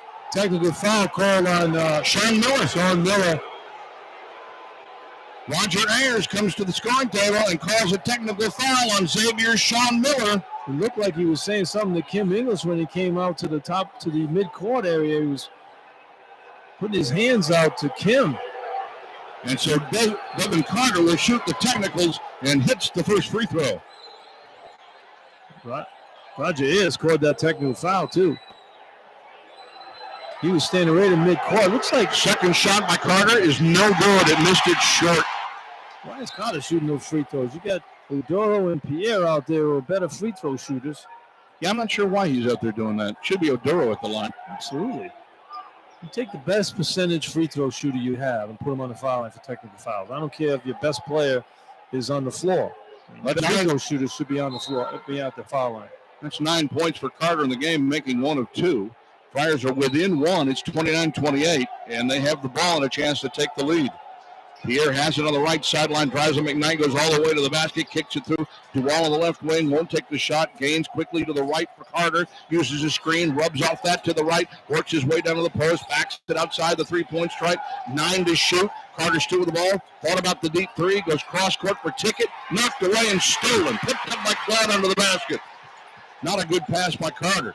They find Oliveri up high. He's guarded by Duval with those long arms. Claude has it left, down for McKnight. High post with it is Kachi Enze, who's checked into the game. Jumper Swain at the foul line, hits the top of the backboard, but the Friars grab the rebound. Again, Liggett will take the lead, and it gets tipped out of bounds on the left side by Swain on a pass from Duval. Friars will keep it with 4:19 to go in the half. Rebound by Galway that time. He's trying to push the ball up the floor. Kim Inglis is talking to him right now. He says, listen, you were opening that corner last possession for a three. I want you to take that shot because I saw King throw his fist up to the air when he didn't take it. He wants him to take that shot. He said, I don't care if you miss it. That's an open look. We want that shot taken. Gaines inbounds from the left side to Pierre. Pierre off the dribble, goes right to the rim. Reverse layup, and he scores! And the Friars grab the lead. I like Jaden Pierre. I mean, if he just thinks about his scoring a little bit more, he can score on anybody out here. That's the first lead of the ball game since 3-0 for the Friars. Driving down the lane is Oliveri. He got fouled on his floor as he got inside the free throw line, got tripped up from behind. I think they got ticket for the trip. Gaines is called for the foul. That's 2 on Gaines here, but that's just 5 on the Friars here in the first half. Well, he got fouled by 2 guys on that one. Gaines hit him first, and then Odoro hit him across the wrist the second time. You're going to get some fouls, take some good ones in there. Corey Floyd will check back in with the Friars. Gaines with 2 fouls will go to the bench. And Xavier will inbound it with 23 to shoot. McKnight will inbound from the baseline right of the basket, lob it to Claude in front of the Friar bench. Now Claude finds Oliveri coming off the screen. There's Devin Carter right on top of him. He circles to the right, throws up the runner, out down the lane, missed the shot, rebound. Carter snatched it away and got knocked to the floor and reached the foul. Oliveri. Oliveri, who collided with possession of the ball. Boy, John Gaffney getting a good whistle for the Friars in this. This is unusual. First foul on Quincy Oliveri. Oliveri went for the ball right there, and Gaffney felt like he grabbed him, and looks like he did get him by the wrist there. He did. If we look at it on the replay, 9th team foul on Xavier in the half, and we're going to timeout on the floor with 3:49 to go, but the Friars have taken the lead 30-29 from Learfield. This is Providence Friar basketball. Old stone railings across Rhode Island's countryside and always sounding. Okay. Just check it out. One stone at a time, which is also why you chose Bank Rhode Island. Because with the straightforward delivery of services and our commitment to serve with integrity and trust, we have a bank committed to craft a better banking experience, one customer at a time. It's banking, well crafted, from Bank RI. Member FDIC, equal housing lender. Yes, high influence, outfitters, and refrigeration technicians who are members of Local 51. Our 5-year apprentice program includes classroom and on-the-job training. Continuing education for our members ensures they're familiar with the latest codes and safety rules. We'll have the stable and school workforce for your building, service, or renovation project. Local 51. Learn yes, don't ride. Property disasters like flooding from a burst pipe or smoke and silt damage can happen at any time. Without treating quickly, disasters like these can result in even more damage to your property. If you experience water, fire, or road damage, call Rhode Island Restoration. 413-1111. Rhode Island's top choice for property damage cleanup and reconstruction. Rhode Island Restoration provides commercial and residential property owners with a rapid response 24/7 and a commitment to restore your property back to its previous condition or better fast. Janney Montgomery Scott helps clients connect their life and their finances. Janney Montgomery Scott, LLC. Member, NYSE, FINRA, and SIPC. Well, we got to get Janie to help the Friars connect on a few jumpers from the outside because they can knock some of these down. The Friars are 4 for 14, but they're on an 11-1 run here in the last 3 minutes and 12 seconds. And Devin Carter's been doing everything out there. He's having not a great night shooting the ball. You know, you look at his stats, he's 2 for 10, 1 for 4 from three-point range, but he's 4 for 5 from the line. He's a leading rebounder in the game with 6. He has 3 assists on his 9 points and 3 block shots, so he's always stuffing the stat sheet somewhere. And it's only a matter of time before he starts to heat it up on the offensive end. I like what I see from Jaden Pierre in this one. He's taking 5 shots. Sometimes he goes a whole ball game without taking 5 shots. He's 0 for 2 from 3, but he's got 4 points in the game, but he looks like he's more assertive on the offensive end, getting to the basket. Josh O'Doul doing what he does. He's perfect from the floor, 3 for 3. And Rich Barron is 1 for 3 with the 3-pointer in the ballgame. So Friars take the lead 30-29, and their defense, John, has kept them in this one. The strike before the offense can start to pick it up. They're just 10 for 27, but they have the lead in the ballgame. So Devin Carter will go to the foul line here. Shooting a 1-and-1. Actually, they're going to say it's 2 shots. That's right, it is 2 shots because we have the technical foul called, and he misses the first free throw. So Devin has now missed 2 shots in a row at the foul line. On the season, 71.9 on the year. He makes the second one. That's his 10th point of the half. And the Friars have a 2-point lead. Xavier with the ball on the left wing. Now they find McKnight, who drives down the baseline. Got it blocked from behind and scored anyway for McKnight. He's a good player. Nice move there by McKnight. He got between the defenders there, and he squeezed off a pretty good shot in traffic. David McKnight with 9.5 to lead Xavier. We're tied at 31, under 3.5 to go in the half. Pierre, quick pass to the right wing for Carter. Lobs it back up front for Floyd. Now switches left for Pierre. Pierre drives on McKnight. Shovel pass down low. Gets knocked on the floor. Scoots through. Saved into the backcourt. Pierre tries to dive through to the backcourt. Comes up with the ball. O'Doul saves the ball. Now passes out to the right wing for Floyd. And what's the call? Shot clock violation. Shot clock. That's why. Can't even hear it up here with the noise. How about Jaden Pierre, though? I mean, he dove on that floor. He doesn't get that ball. Xavier has a dunk at the other end. He's the only guy to hit the floor first. Too bad they had a shot clock violation there, but good defense by Xavier. Made it difficult for the Friars to even get a good look in that one.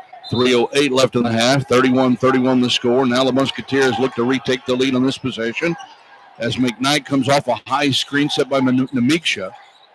Now he turns around, backdoor, McKnight, and there is Oliveri for the reverse layup. Well, he beat Carter on the back door like that. Carter's so concerned about him making 3-pointers. He got his head turned there, and Oliveri went to the back door. And Oliveri has 11 points now. Bounce pass from the high post for Oduro. Oduro hands off to Carter.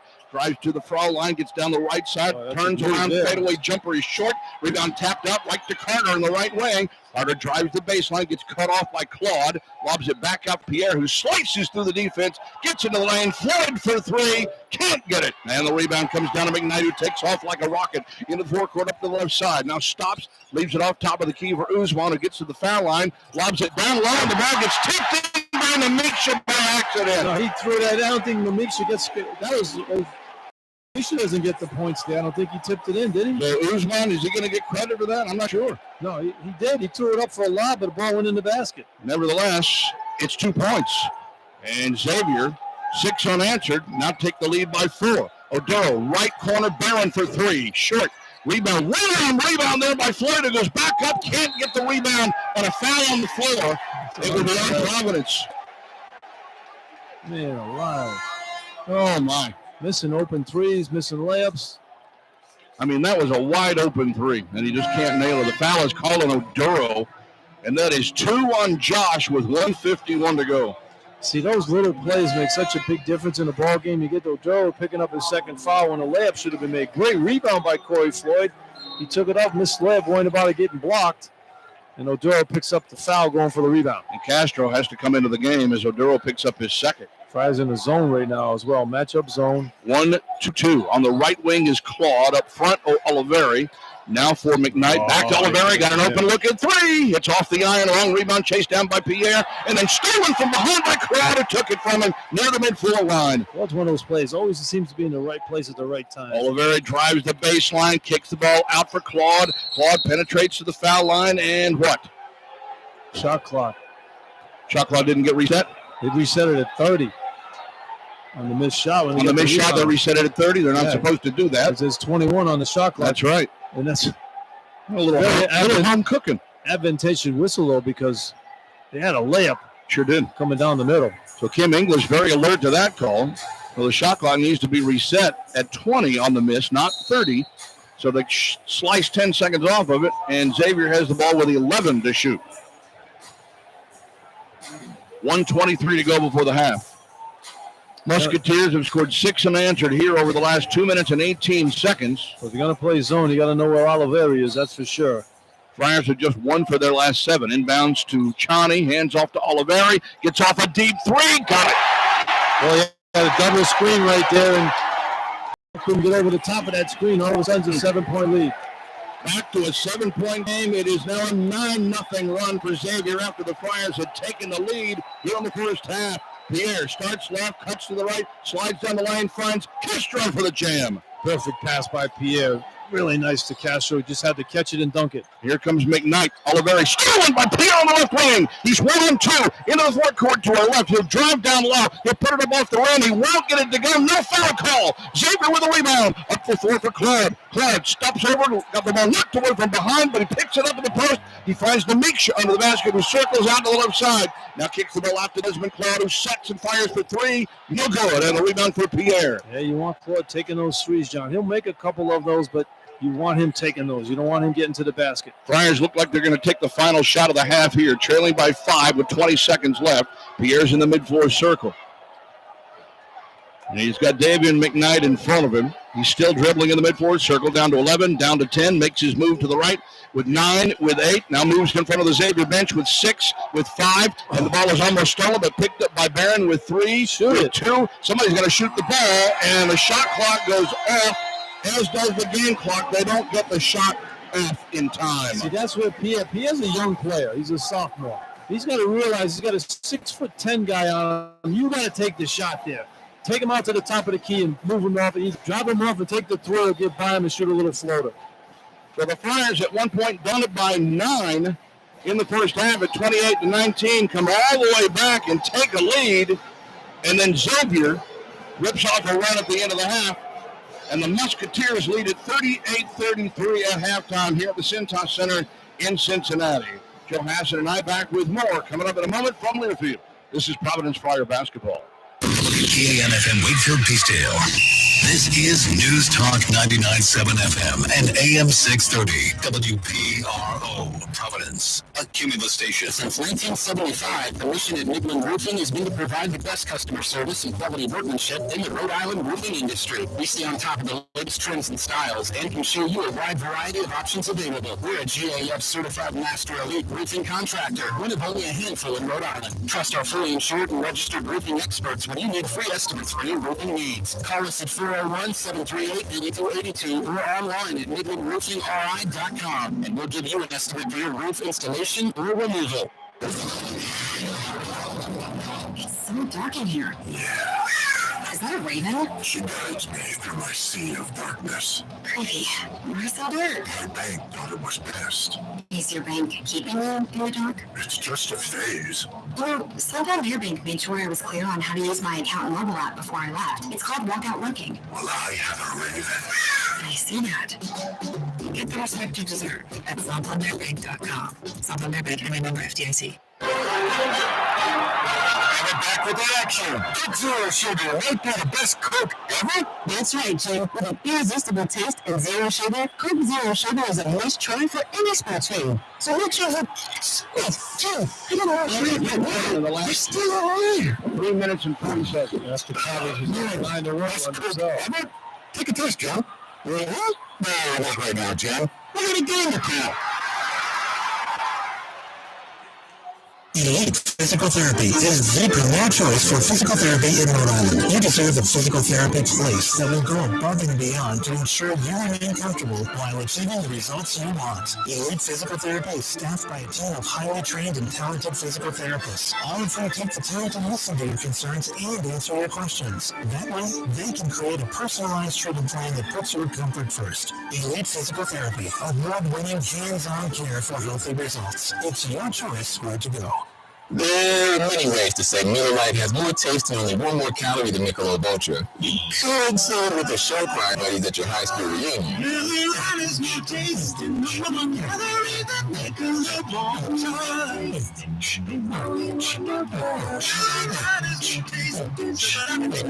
Wherever you say it, it's Miller time.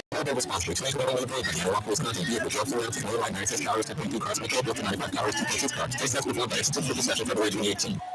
Meet John and Jim Iaccord, brothers and proud Providence College graduates and longtime season ticket holders, cheering for their team through every season. Together, they founded Iaccord Law, carrying forward their commitment to excellence in real estate and business law. With offices in Boston, Providence, and Western Rhode Island, they're more than just lawyers, they're pillars of the community. At Iaccord Law, you're not just a client, you're family. Iaccord Law, where legacy is trust. Call or visit online to be a part of our story.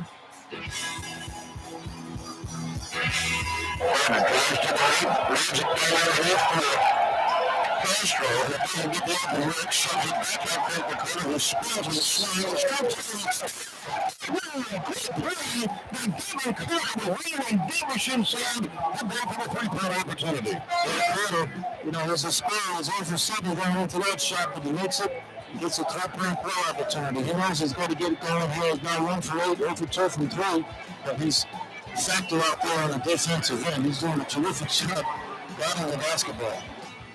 Devin Carter getting 3 at that point of his team high 10 in the first half, and it was really a kind of game of spurts in half number 1 as Xavier leads it 38-33 at halftime over Providence. John and Joe back here at Cintas Center in Cincinnati on the Xavier campus, and Friars couldn't hit, the broadside of a barn with a bale of hay, as my high school coach used to tell me early in the half. They were down 28-19, which was Xavier's largest lead in that first half before the Friars finally found some offense.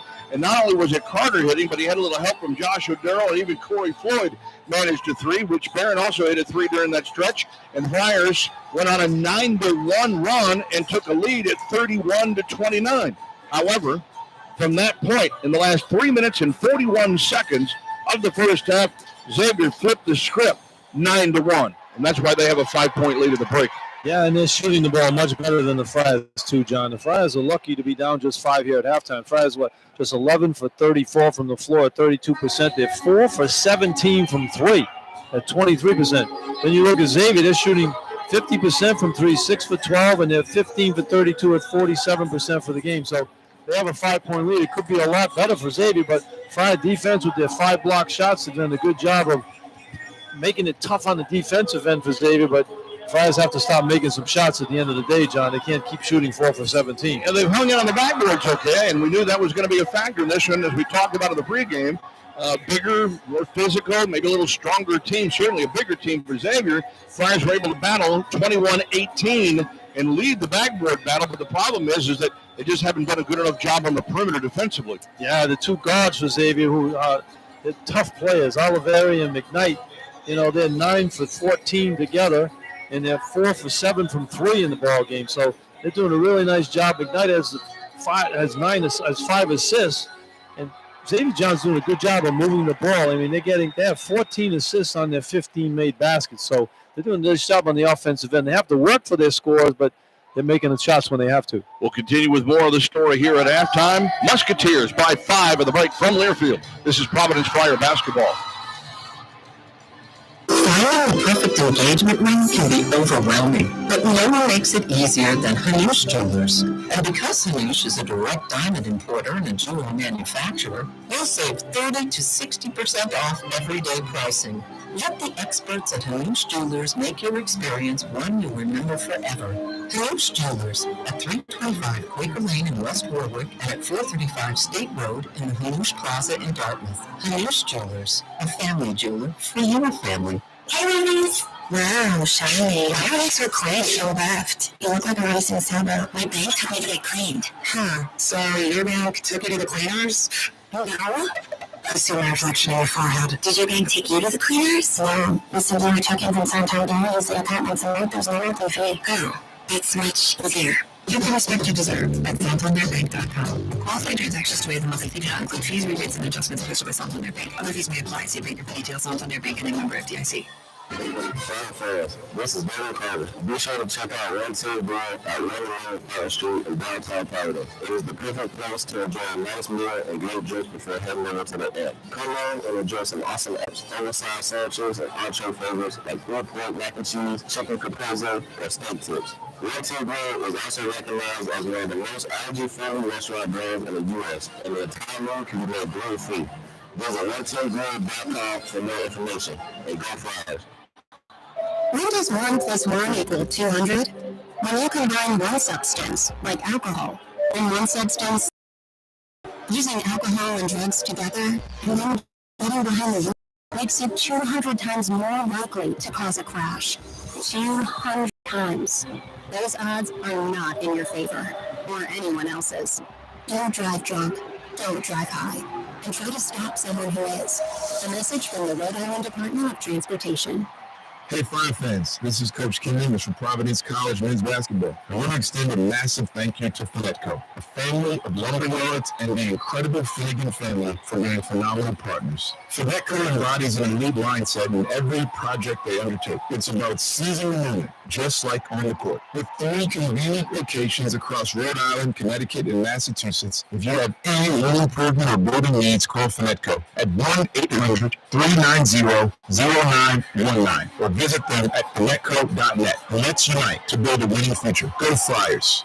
In 1933, our grandfather, Tom Hackson, started out selling beer and wine in a small liquor store in Orneville, Rhode Island. And in 1962, our father, Jeff Hackson, moved Hackson's to his present location on Route 2 in Warwick to provide our customers with the best selection and the lowest prices. And after 3 family generations, we've made Hackson's Liquors one of the largest liquor stores in New England, which means that we buy the most, so you pay the least. Visit the newly remodeled Hackston Superstore on Bird Hill Road in Warwick, where we buy the most, so you pay the least.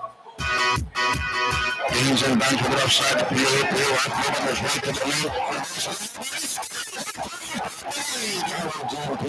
He just takes a ball and screen. He can score on anybody out here.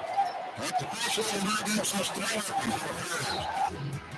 And they're going to need perhaps a little more than that from Xavier in the second half. 2 of his 4.5 as the Friars find themselves down by 5 here at halftime to the Xavier Musketeers, 38-33.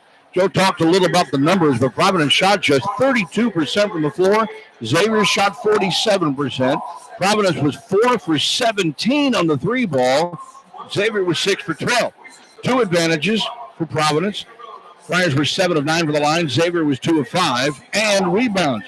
Friars with a 21-18 edge on the backboards. Both teams had 5 turnovers. Individually, 10 in the first half for Carter to lead the way, but Devin was only 2 for 11 shooting the ball and 1 for 4 from 3. Xavier is led by Quincy Oliveri, who's right behind Devin Carter in scoring in the Big East Conference and probably feels like he's got a little something to prove here tonight. He was 14 points on 5 of 8 shooting and 3 of 5 from 3.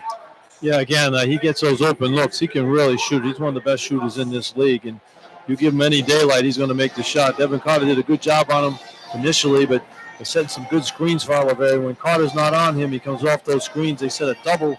The last 3 he made, he had a double screen.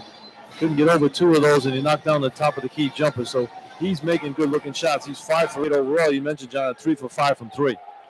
So that 9-0 run at the end of the half put Xavier back in the lead up by 5 here. Friars, of course, do have a couple of come-from-behind wins in the last 2 weeks overall when they trail at halftime. So the opportunity is here, but clearly they've got to better defend the perimeter against Xavier.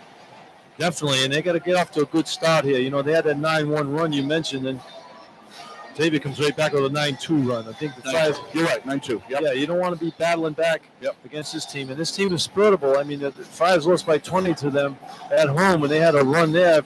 It was like a 14-2 run against the Friars in that second half. So Friars need to come out, continue to play the good D, and they get a roll going and knock some 3-pointers down. Well, Xavier overall has had a lot of success when they lead at halftime. On the year, they are 11-3 when they lead a ball game at halftime, but it's a tight one here at Cintas Center, and the second half is straight ahead from Learfield. This is Providence Friar basketball.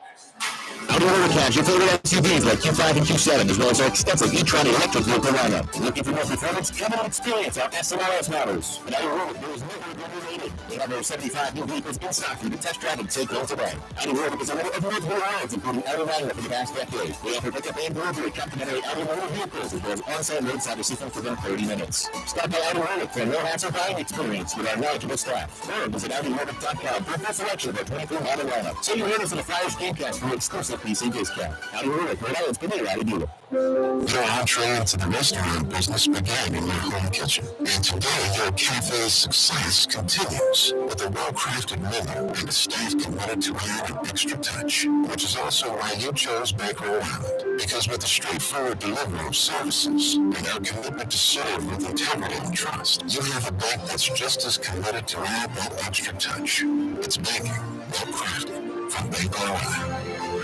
Member FDIC, Equal Housing Lender.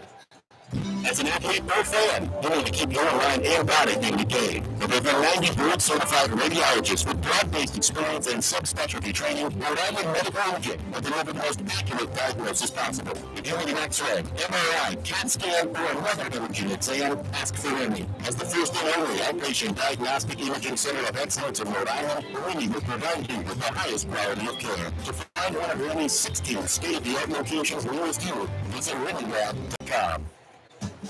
Are you ready to drive your career forward? Let's get you in the driver's seat at Rooke. Rooke has served commuters for more than 50 years. If you're ready to get on board, Rooke will get you behind the wheel of your career. Things are stable, secure, setting you up for success. Rooke offers great benefits, including health, vision, dental, and a pension plan. Visit Rooke.com/jobs for details. Coach English here to talk injuries. Learfield Rhode Island Express offers immediate injury care for sprains, breaks, tears, and more by orthopedic specialists you won't find at an urgent care or walk-in clinic. Call 401-777-7000. Option 1 for a same or next day appointment, including evenings and Saturdays. And learn more at orthopedicsri.com/express. Learfield Rhode Island Express. Injuries don't wait. Neither should you. Looking for a cost-effective travel option between Providence, Boston, Connecticut, and New York? Leave the car and train behind and ride on Go buses. With convenient stops in downtown Providence, Cambridge, Dayton, Hartford, New Haven, and Midtown Manhattan, Go buses is a choice for you. Each bus features complimentary Wi-Fi, outlets at each seat for electronics, and a free bottle of water. Departures start at just $18 one way. For more information or to purchase a ticket, visit GoBuses.com. Make the right choice and ride with Go Buses.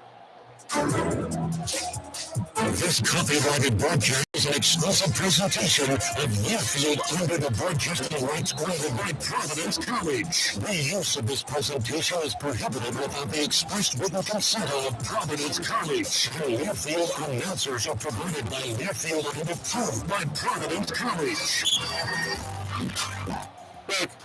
John Rooke, Hassett back live at the Cintas Center in Cincinnati, Ohio. The Xavier University campus, 38-33.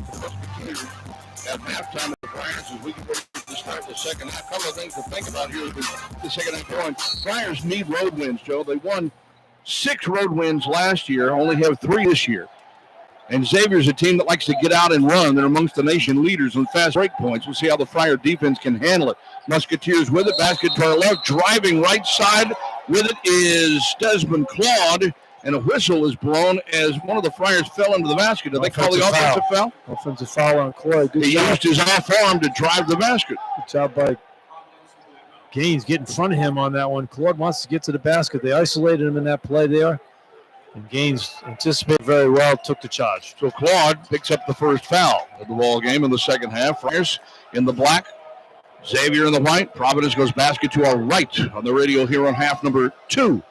And Friars bring the ball into the forecourt with a bounce pass on the high post now for Josh Oduro. Oduro takes it right down the right side of the lane, leans in, thumps it back out for Carter, fakes, jump pass over to Pierre, who gets off a clean 3.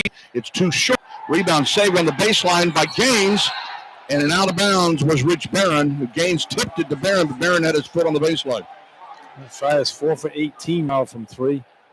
Well, that's another huge factor here. You know, Xavier, decent three-point shooting team at 34%, but the Friar defense guarding the 3 has only been 27% over the last couple of games. And Xavier's way too high a clip right now. And Oliveira gets away from Carter on the left wing, finds Claude down toward the baseline. Claude tries to back his way in on Gaines, into the lane, inside the free throw line, up, makes, puts it off the glass, draws the foul. That's 3 on ticket. Well, again, Xavier likes to go to Claude there, taking it on Gaines. First possession, he took it in. Gaines later pick up the offensive foul. That time there, he had good position, but he went for pump fake. Once he got up in the air, Claude used that contact there and gets himself to the line. But Desmond Claude, 78% from the line, will go to the foul line for the first time tonight. And his first free throw here is good. And gives him his 6th point of the ball game. Xavier is now 3 of 6 from the foul line as a team. And they strike first here in the second half, as we're a little less than a minute to play in the half. Second shot is also good. Xavier stretches their lead out to 7. Pierre now has the inbounds and has into the backcourt. Man defense for Xavier. Friars bring it to the right. On the right sideline with it is Pierre. Picked up there by McKnight. Up high for Carter. He's got Desmond Claude on him defensively to start the half. Now he circles back to the right. Out front, right corner. Gaines, feed. Oduro in the post. He backs his way in. And they double on Oduro, so a jump pass to the left wing. Barron gets off a clean 3. No good. And the rebound tipped out of bounds off of McKnight. He couldn't hold it. Another good pass there by Oduro. And that's 4 for 19 from 3 for the Friars. And they're wide open, too. Yeah, I mean, that wasn't even contested. And they just can't knock these open shots down. It's extraordinarily frustrating when you get yourself in position to run the plays and get the open shots. Lob pass out to Oduro. Now Carter. Alley-oop. And tipped into the basket by Gaines. Good shot by Gaines. Used the offhand that one to tip that one in. That's his first field goal of the game. Here's McKnight quickly down the floor. Back out front now for Chani on the high post. Finds Claude. Comes off the screen. Gets to the foul line. Leans in. Blocked from behind. Fouled from behind. What they need to do, and when Chani set the screen, I believe, with Claude out there, you don't even have to guard Chani. They should just double Claude there. Josh Oduro just picked up his 3rd, Joe. He reached in on Claude. Now, Claude, the last 3 possessions, he's had the ball looking to score, and he's been on the line twice. Yeah, penetrated both times. So Oduro's 3rd personal foul will put Claude back to the line shooting 2. I got a serious dilemma if you're Kim English with Oduro with 3 fouls with 18:25 to go here in the second half. Hits the first one. 8 points for Desmond Claude, averaging 15.8 per game. 9th in the Big East in scoring, and he hits both free throws. He's such a good player. He's solid. His weakness is his 3-point shooting, but he does everything else well. Plus, he's guarding Carter. He's doing a good job on him defensively. 6'6" sophomore out of New Haven, Connecticut. Pierre on the right sideline. Looks for a high screen. Oduro stays in the ballgame for now. Sets the screen. Pierre drives to the right, goes down the basket, lays it up, scores up the glass, and gets fouled. Good play by Pierre. Just kept going to the basket. Gianni fell down, and Pierre just jumped right on him, made the layup, and picks up the foul. Gianni says, what did I do? I fell down there. I didn't. He jumped on me. I think that's part of the problem. So Chani called for the foul. Pierre gets the basket. And Jaden will go to the line to try to complete the 3-point play. Second personal on Sasa Chani. That's what Jaden has to keep doing. Keep looking for your shot. You keep penetrating. You finish nicely at the rim. Pierre's free throw on the way, in and out. My goodness, 80% of the season, and he misses. Friars are usually really good at the foul line. Just can't do this on the road. This is the one problem the Friars have had. They can't shoot well enough on the road to be consistently good.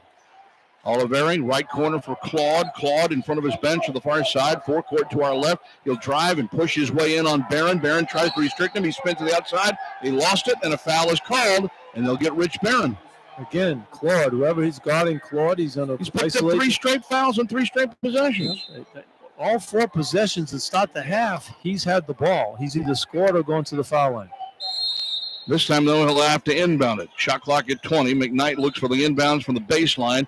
Out to Oliveira. High post for Usman, who's back into the game. Hands off for McKnight. Now McKnight looks for penetration on Pierre. Big jump hop in the lane. They'll call a blocking foul.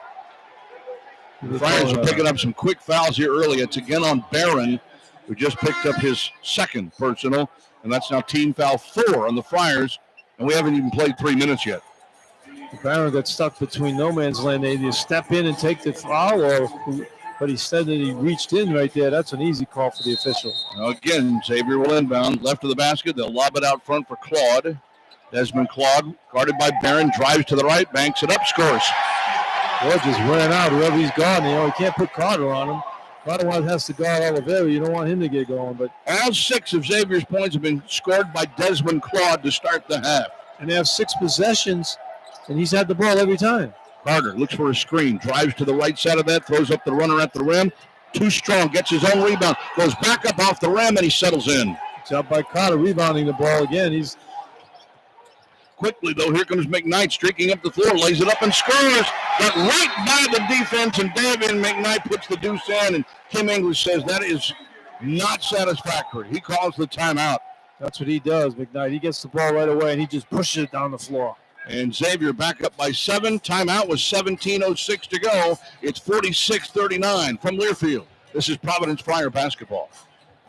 Cash your favorite SUVs like Q5 and Q7, as well as our extensive e-tron electric vehicle lineup. Looking for more performance? Come and experience our SNRS models. And our road, there is no underrated. We have over 75 new vehicles in stock for you to test drive and take home today. Outer Road is a winner of multiple awards, including Outer Magnet for the past decade. We offer pickup and delivery, complimentary Outer Road vehicles, as well as on-site roadside receiving for about 30 minutes. Stop by Outer Road for a no-hassle buying experience with our knowledgeable staff. Or visit OutterRoad.com for a full selection of our 24 model lineup. So you're in us in the Flyers Gamecast for exclusive PC discount. Outer Road, right now, it's been a rowdy deal.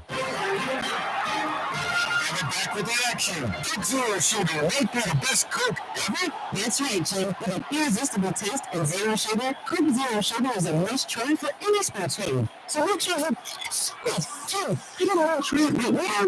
We're still on air. Best Coke ever? Take a taste, Joe. Yeah? No, not right now, Joe. We got a game to play. It was your father's leather chair, and his father's before that. It's where you can sit back from a busy day and enjoy some well-crafted comfort, which is why you also choose Microwave. Because with the straightforward delivery of services and our commitment to serve with integrity and trust, you have a back committed to craft the comfort of a better bathing experience. It's bagging, well-crafted, from Microwave. Member FDIC, equal housing lender. The New England laborers are training the workforce of today that will build tomorrow. With state-of-the-art training academies throughout New England, you'll be equipped with the construction skills, knowledge, and experience to start your career and a better tomorrow. LIUNA. Feel the power. Well, Friars need to find an answer for Desmond Claude. I mean, he's been the offense here in the second half. Everything's gone through him. He's touched the ball every possession except that last one where McKnight. Now, if you're playing McKnight, whoever McKnight is guarding has to be guarding him on the other end. So when the ball goes through the hoop for the Friars, you've got to somehow try to deny McKnight from getting the ball and rushing it down the floor, make somebody else bring it up, because then they slow the offense down a little bit. McKnight has great speed and quickness. He tries to push the ball down the floor. If he has an opening to get to the basket, he'll finish, but he's looking really to penetrate and throw it out for a three-pointer, basically trying to find Oliveira. But he's key when they get up to a score. McKnight runs like a one-man fast break. Yeah. So David and McKnight, we mentioned, right as the half was starting, that Xavier is one of the better fast break teams in the country. They lead the Big East. They're third in the nation in scoring almost 17 points per game off of the fast break. So it definitely keys their offense and makes it easier for them when they get out and they run. Well, 3 guys have 36 of their 46 points. You got Claude with 11, you got Oliveira with 14, and McKnight with 11. And you got Claude, Oliveira, and McKnight. What positions would they play, Joe? The guard position. Yeah. So you got to stop those guys. It starts with Claude too. Friars get the inbound against pressure by Xavier. Into the forecourt is Rich Barron, double team. Now top of the key for Corey Floyd, who's checked in. Up high now for Pierre, who pulls it out near the mid-floor circle. Between the circles for Floyd, comes to the right wing for Barron. Barron finds Oduro in the post, backs his way down on Usman, turns to the right with a jump hook and a score. When they come out of that timeout, they're going to get the ball to Oduro right away, and that did a nice job there. So Oduro now with 9 points in the game, and there's a three from the right side, and Quincy Oliveira hits it again. Well, they rush it up the floor, and Quincy Oliveira gets that open look. They find him. Nice pump fake by Oliveira. Just not getting back quick enough and just not pressuring the outside enough. And the bounce pass to Oduro, chases it down in the left corner. He's on the baseline. They look for the double team. He pulls it out against Usman. Now he works into the lane, kicks it through. Carter, Barron, right corner, open three. Yes. Good pass by Carter. Defense went right to him. He throws a little touch pass over to Barron. He knocks down the shot. Second three of the game. Rich Barron is 49-44. Musketeers by 5. 16 minutes to play. Claude starts left, cuts to the right, gets to the right elbow. Foul line. Usman, jumper up and in. How about Usman? He's showing some offense in this game. He's got 9 points. He only missed one shot. And he's averaging 7 per game. Xavier's heating it up. They're at 53% from the floor in the ball game. Unsatisfactory against the Friar D. Carter fakes the three. Finds Pierre. Open three. Left wing. Yes! The Friars starting to knock down some shots now, but they got to get some stops on the other end. Another good pass there by Carter to free up Pierre. 9 for Pierre in the ball game. Here's Usman. High post. Goes left for Claude. Claude kicks it back out front now for Namiksha. Namiksha. Backdoor pass. Cut off by Pierre to McKnight, who tries to post up on Pierre from the right side. Spins around. Left-hand shot is good. Boy, just physically back Pierre down that time. Good shot by McKnight. He's having a heck of a ball game. This is what Xavier does. They get physical with you. And Friars have yet to answer the bell. They're scoring. It's 53-47. Pierre drives, goes right to the rim, raises it up, he scores off the glass. Friars have answered the bell offensively in the second half, John. They just got to get some defensive stops. 11 for Pierre in the game, and here's a three-pointer by Claude. No good. Long rebound taken by Oduro. Have Claude take the threes. Corey Floyd on the right wing doesn't take the three, but they find Oduro in the post. Usman is there. They look for the double team. He goes cross court. Barron is open for three left side. Good. It's nice when the shots start going down, isn't it, John? That's the same shots they had in the first half and we're making them. Now they're knocking them down. 3 threes by Rich Barron, and the Friars are back within one at 53-52, 14-21 to go. Desmond Claude on the right side in front of his bench comes back to the center, now drives left side, leans in, puts it off the glass. It rolls off, and a blocking foul is called under the basket. That's huge. And that's on Oduro, who just picked up 4. Oh, my goodness gracious. Looks like he had pretty good position on that. I'd like to see that one again. But you know that they're just not going to call that this year. They haven't been calling that this year. Haven't been calling it at all. So Josh Oduro with 4 fouls. The Friars in trouble. Timeout with 14-16 to play, 53-52. From Learfield, this is Providence Friar basketball. It's so dark in here. Yeah. Is that a raven? She guides me through a sea of darkness. Creepy. Why so dark? My bank thought it was past. Is your bank keeping all that junk? It's just a phase. No, slow down your bank made sure I was clear on how to use my account and mobile app before I left. It's called Workout Looker. Will I have a reveal? I see that. Get the respect you deserve at SantanderBank.com. Santander Bank, FDIC. Castro in there. This is Dennis Wright from Midland Roofing Company at Providence College's class of 1987. Midland Roofing is Rhode Island's leading residential roofing specialist. They delivered expert roof installation for over 45 years. Ask us about our lifetime warranty on our shingles. This is head coach Kim English, and our friends here at Midland Roofing are proud to raise the roof to Providence Athletics. Give them a call and tell them I sent you, and they will help you protect your house. Go Friars! There are many ways to say Miller Lite has more taste and only 1 more calorie than Michelob Ultra. You could say it with the show choir buddies at your high school reunion. Miller Lite has more taste and no more calorie than Michelob Ultra.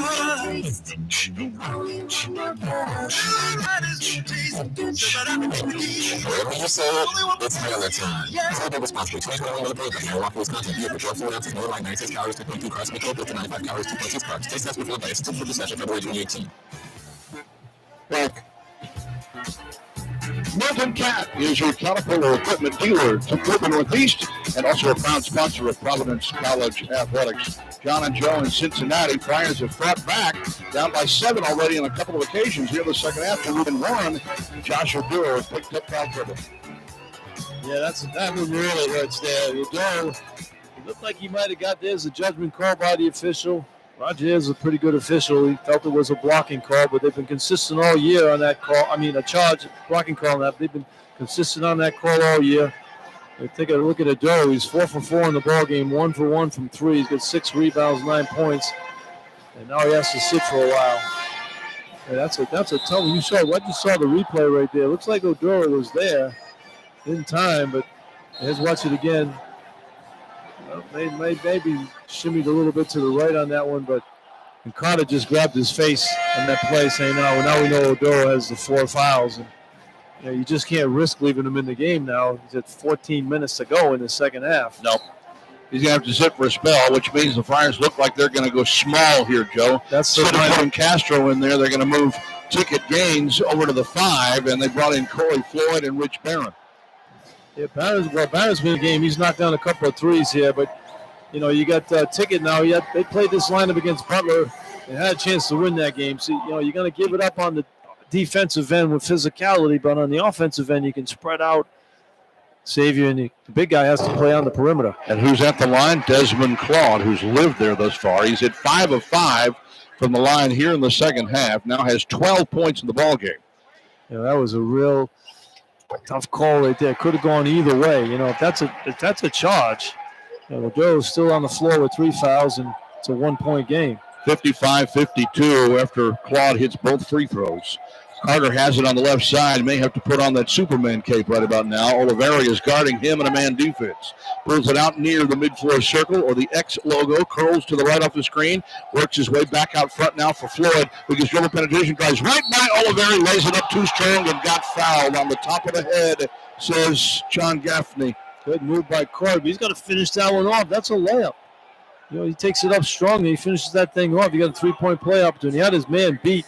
Fouled out top once, took it strong right there. When you go up, you got to make that layup right there. It just kissed it off the glass there, but gets 2 free throws now. Friars have to make sure they make free throws here in the second half for sure. Oliveri's second foul. Floyd's free throw is good. That is his now 6th point of the ball game, 5 of the first half. Corey just 56% from the free throw line on the year. He's so good getting to the basket. Second shot by Corey is good. Got them both.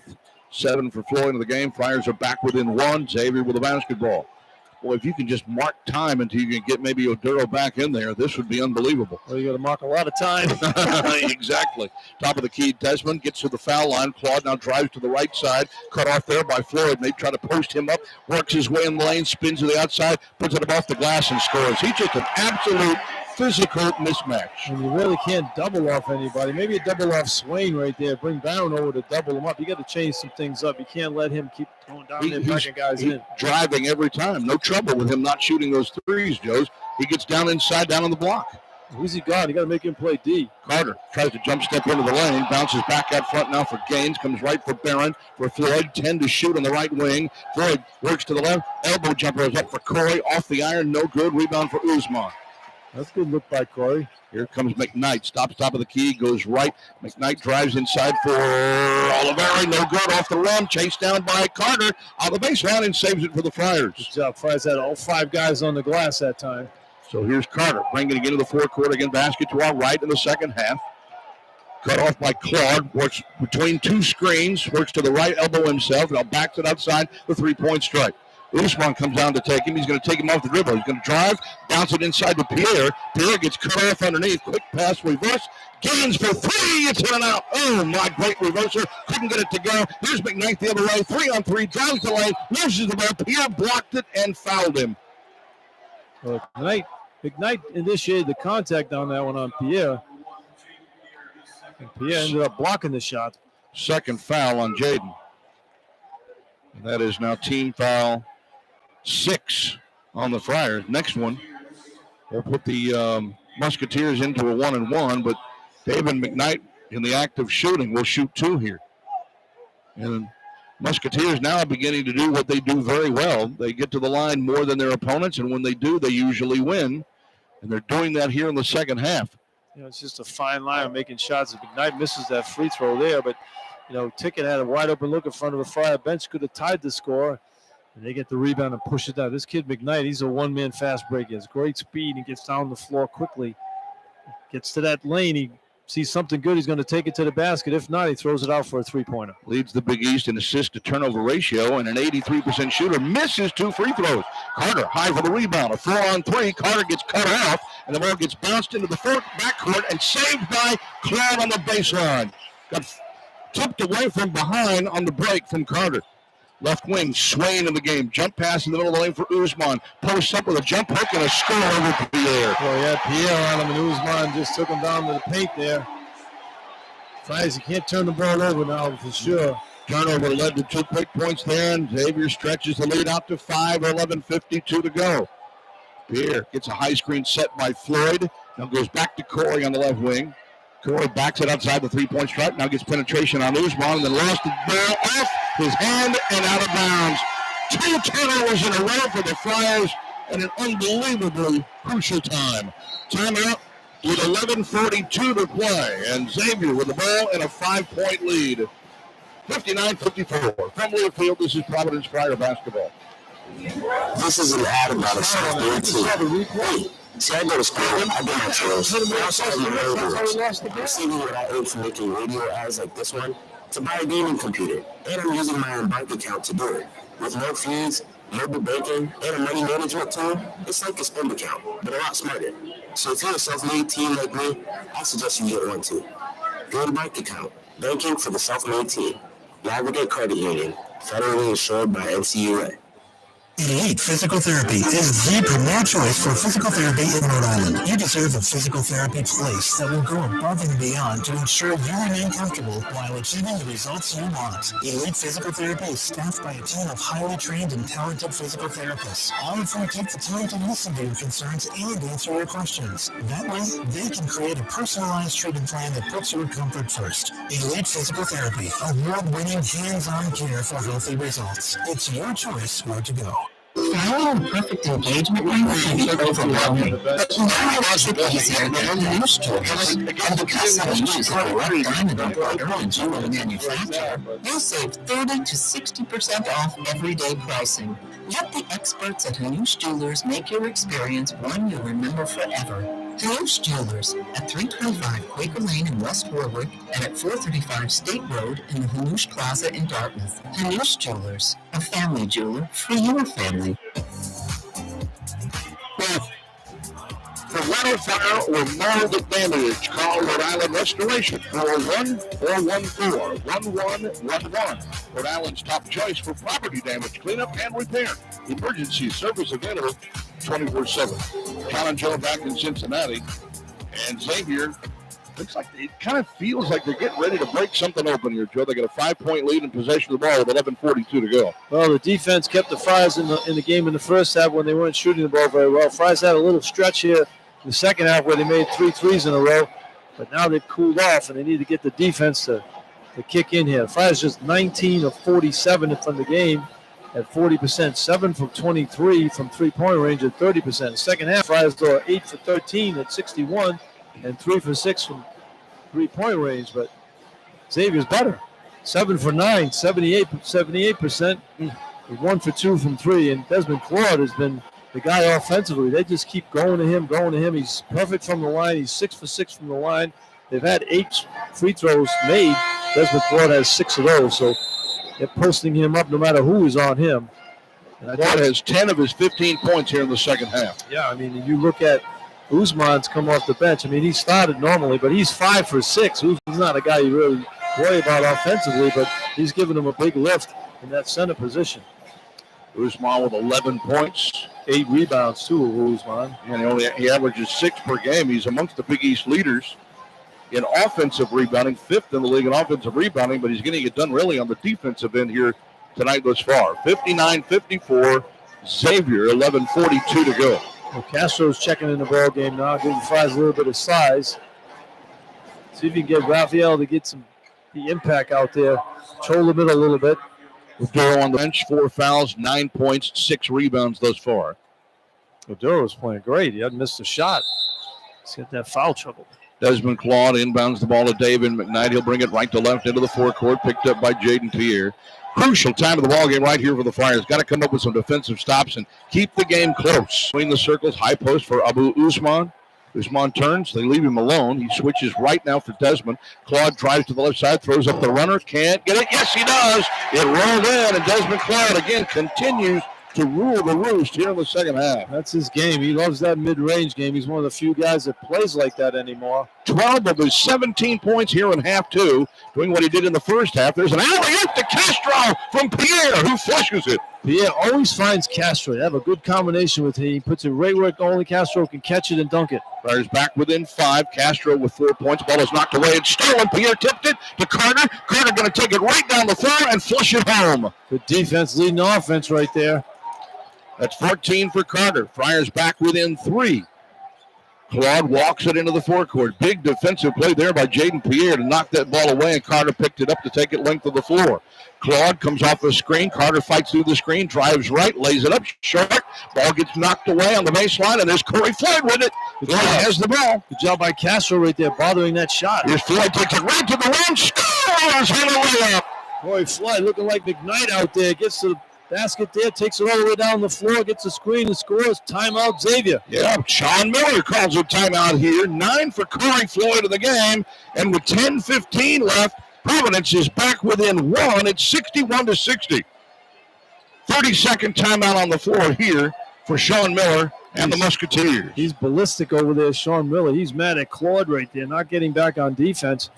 But big play right there by Castro. He had the nice dunk down one end. He get down the other end, has some size. Claude turned the corner. The Friars now have Carter on Claude trying to slow him down, and Castro got back to help out. Claude's been going up there with nobody bothering him, take shots. There was nobody to block his shot. Castro was right there, made him change. Friars get the rebound and the score. Nice job by Corey Floyd there too, John. He got the ball and just put his head down and got to the basket, similar to what he did in the St. John's game at home, where he saw an opening and take it. That's what he's got to be, more aggressive, because Corey can finish at the rim. Friars on a 6-0 run over the last minute. And Providence, Joe, has hit 9 of their last 11 from the floor. So feeling like they're heating it up a little bit here and doing it with O'Gara on the bench with 4 fouls. Yeah, the defense gets some stops, and now the offense starting to click in. Well, it takes that defense to get it started, doesn't it? Yeah, you get some easy baskets off your defense. The last 2 scores for the Friars were layups from defense. Musketeers inbound. Usman out to Oliveira, who swings around the right, dumps it back out front. It's knocked away, but it's picked up by Claude to the foul line. Claude drives to the right, gets cut off there by Duval. Now circling back to the left is David McKnight, puts it up high, won't get it. Ball is tipped, it's out of bounds, and it is off of Castro. Xavier keeps it, 11 to shoot. Good D right there by Pierre, but again, Castro's in there bothering people. Those long arms have guys changing their shot. McKnight looked like he had a layup there, but Castro came over and bothered him. So McKnight will inbound. Baseline, right basket, lobs it to Desmond Claude in front of his bench, pulls it out on that sideline. Corey Floyd guarding him. Back out front now for Oliveira. Oliveira with Duval guarding him, drives to left, gets in the lane, puts it up, got fouled on his way to the basket as he took a tumble under the bucket. I'm just not sure who they're giving it to. Looks like they're going to give it to Barron. Yeah, Barron reached in and hit him in the chest on that one. And that's 3 fouls on Rich Barron. Barron just lets him go. He had no place to go. You had Castro back there to block the shot. He was out of control, Oliveira. Barron come in and bailed him out and just whacked him in the chest. So 3 fouls on Barron, but that is now 3, 4, 5, 6, 7 on the Friars. So a 1-and-1 on bonus the rest of the way for Xavier, but this is a 2-shot shooting foul for Oliveira. And the first one is good. Quincy, the Rice transfer, 19 points per game, 5 rebounds, 2 assists, a steal and a half, 82% from the line. Desmond Claude checks out for Xavier. And they'll bring Dalen Swain, the freshman, 6'7", out of Columbus, Ohio. Well, they're bringing in Green as well, who had a good ball game against the Friars last time with 23 points. Trey Green, who hasn't scored yet tonight anyway. He can shoot. You got to make sure you find him. Second shot is good for Oliveira. He gets them both. Musketeers back up by 3, 9:50 to play. Friars just can't get a little of a lead on these guys. Once they looks like they're going to get a chance. Duval controls it in the forecourt. Green guards him. He comes right off of the screen. Alley-oop lob down low, and it's stolen into the basket by Swain. Not a good pass that time by Garway. McKnight into the forecourt, flips in their hand to Green in front of his bench. Bounce pass, top of the key for Usman. A handoff for Oliveira. Gets around the screen. Jumper up, off the back iron. No good. Offensive rebound by Swain. Kicks it out to Oliveira. Scoots into the right corner. 3-pointer. No good. Long rebound, Castro. Good job by Castro that time. Boxing out, getting the rebound. Pierre into the forecourt up the right sideline with it. Castro sets the screen, curls to the left, bounces to Castro underneath, dumps it back out. Free throw line jumper by Pierre. Clangs it off the glass. Loose ball, knocked over behind, picked up by Pierre on the forecourt. Pierre now goes left for Carter. Drives down into the post. Goes up with a reverse and a score. Good move by Carter. He put his head down, a little pump fake there, and got to the basket. 16 for Devin Carter, and a collision out near the top of the key in the forecourt between Green and Carter is called for the foul. No, that was with McKnight. McKnight came flying down the floor. As again, when he gets the ball out of bounds, he just takes off down the floor. if you jump on McKnight, maybe don't let him catch the ball on a made basket. They have nobody to push it up the floor as quickly as he gets it up there. That's the first foul of the ball game on Devin, but that is team foul 8. So it's going to put Xavier at the line shooting a 1-and-1 as Duval comes out of the game, and the Friars will bring Ticket Gaines back in. McKnight's going to the foul line. McKnight going to the foul line. He's 0 for 2 tonight, but an 83% free throw shooter on the season for Xavier. And the lefty fires and hits. So they're 11 for 16 now from the foul line. Friars are 9 for 12. 14 for Davian McKnight in the game, averages 12 per game. But it seems like they're living on the foul line here in the second half. They are. Second shot by McKnight is on the way, and that one's good as well. Now they're 8 for 10 from the foul line here in the second half. And the Friars are 2 for 3. Something to monitor. 65-62, 8:42 left. Friars down 3. Pierre rubs off the screen up high, switches back left with a pass to Carter. Castro sets the screen. Carter cuts to the right, goes down the lane, scoops it up, got it blocked, and draws a foul. Good job by Carter there, creating the contact. That's what Xavier's doing. Yep. So you get on there and do the same thing. The officials have to be consistent. And Carter gets to the line for 2. Sasha Chani, who had just checked back into the game, picks up his 3rd personal foul.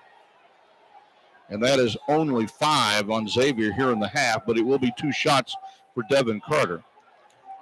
Carter's just 5 of 7 from the free throw line of the ball game. Got to hit all of these in crunch time. Sean Miller is really animated over there. He's yelling at Gaffney. First one's good. One more coming. Barron right back in. Corey Floyd back out. I don't know what he's complaining about.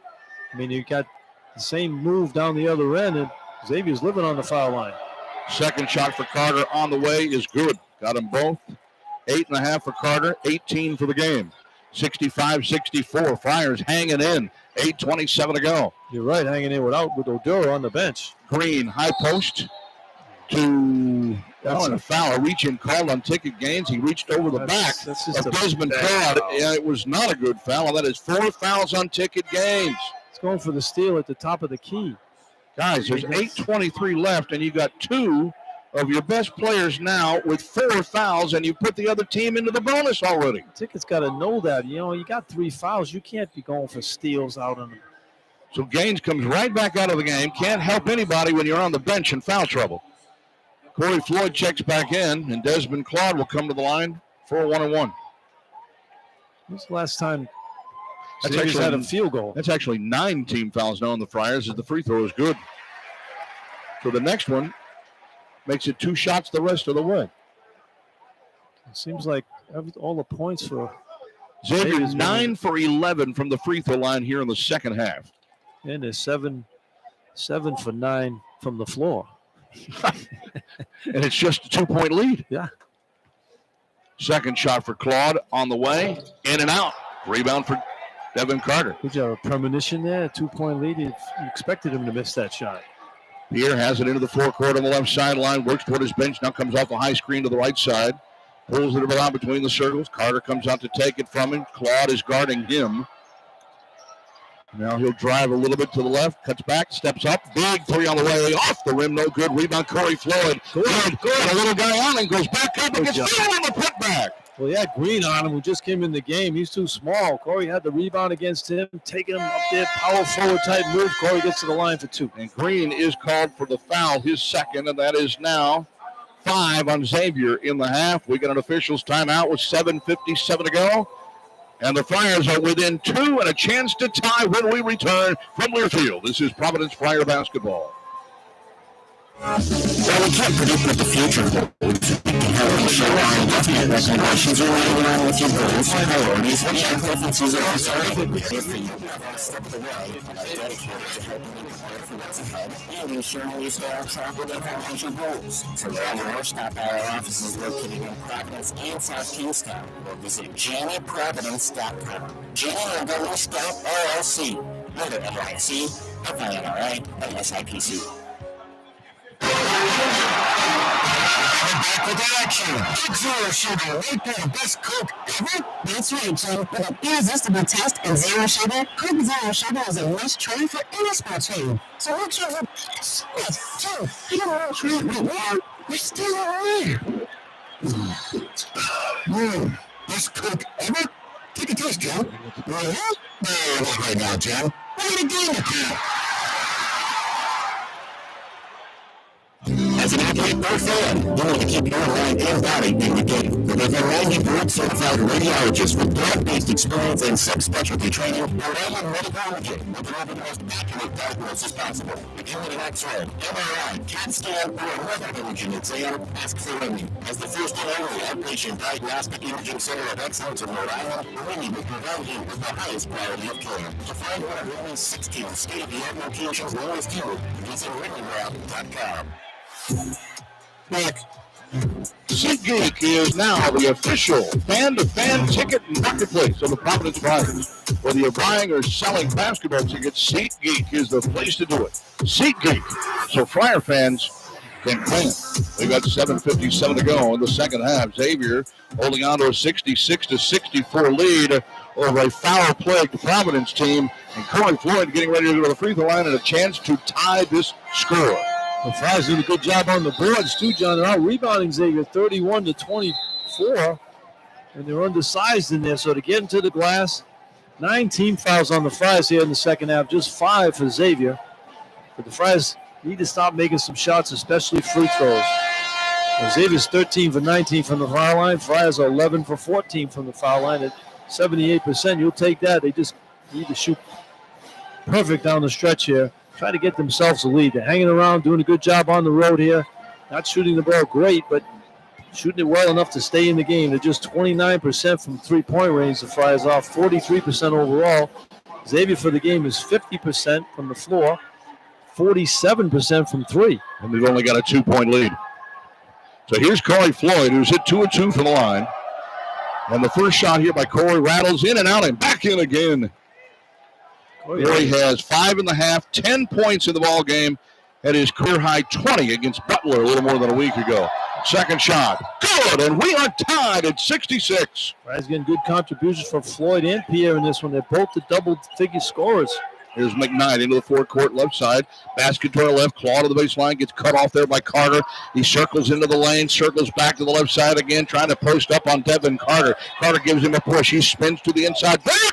Carter out of bounds with 12 to shoot. Hey, Desmond, you're not playing against anybody else. You're playing against Carter right now.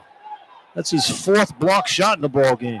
He's had his way for everybody except when Carter gets on him, he throws it out of there. Xavier inbounds. McKnight looks for the inbounds. They feed it immediately to Claude at the top of the key.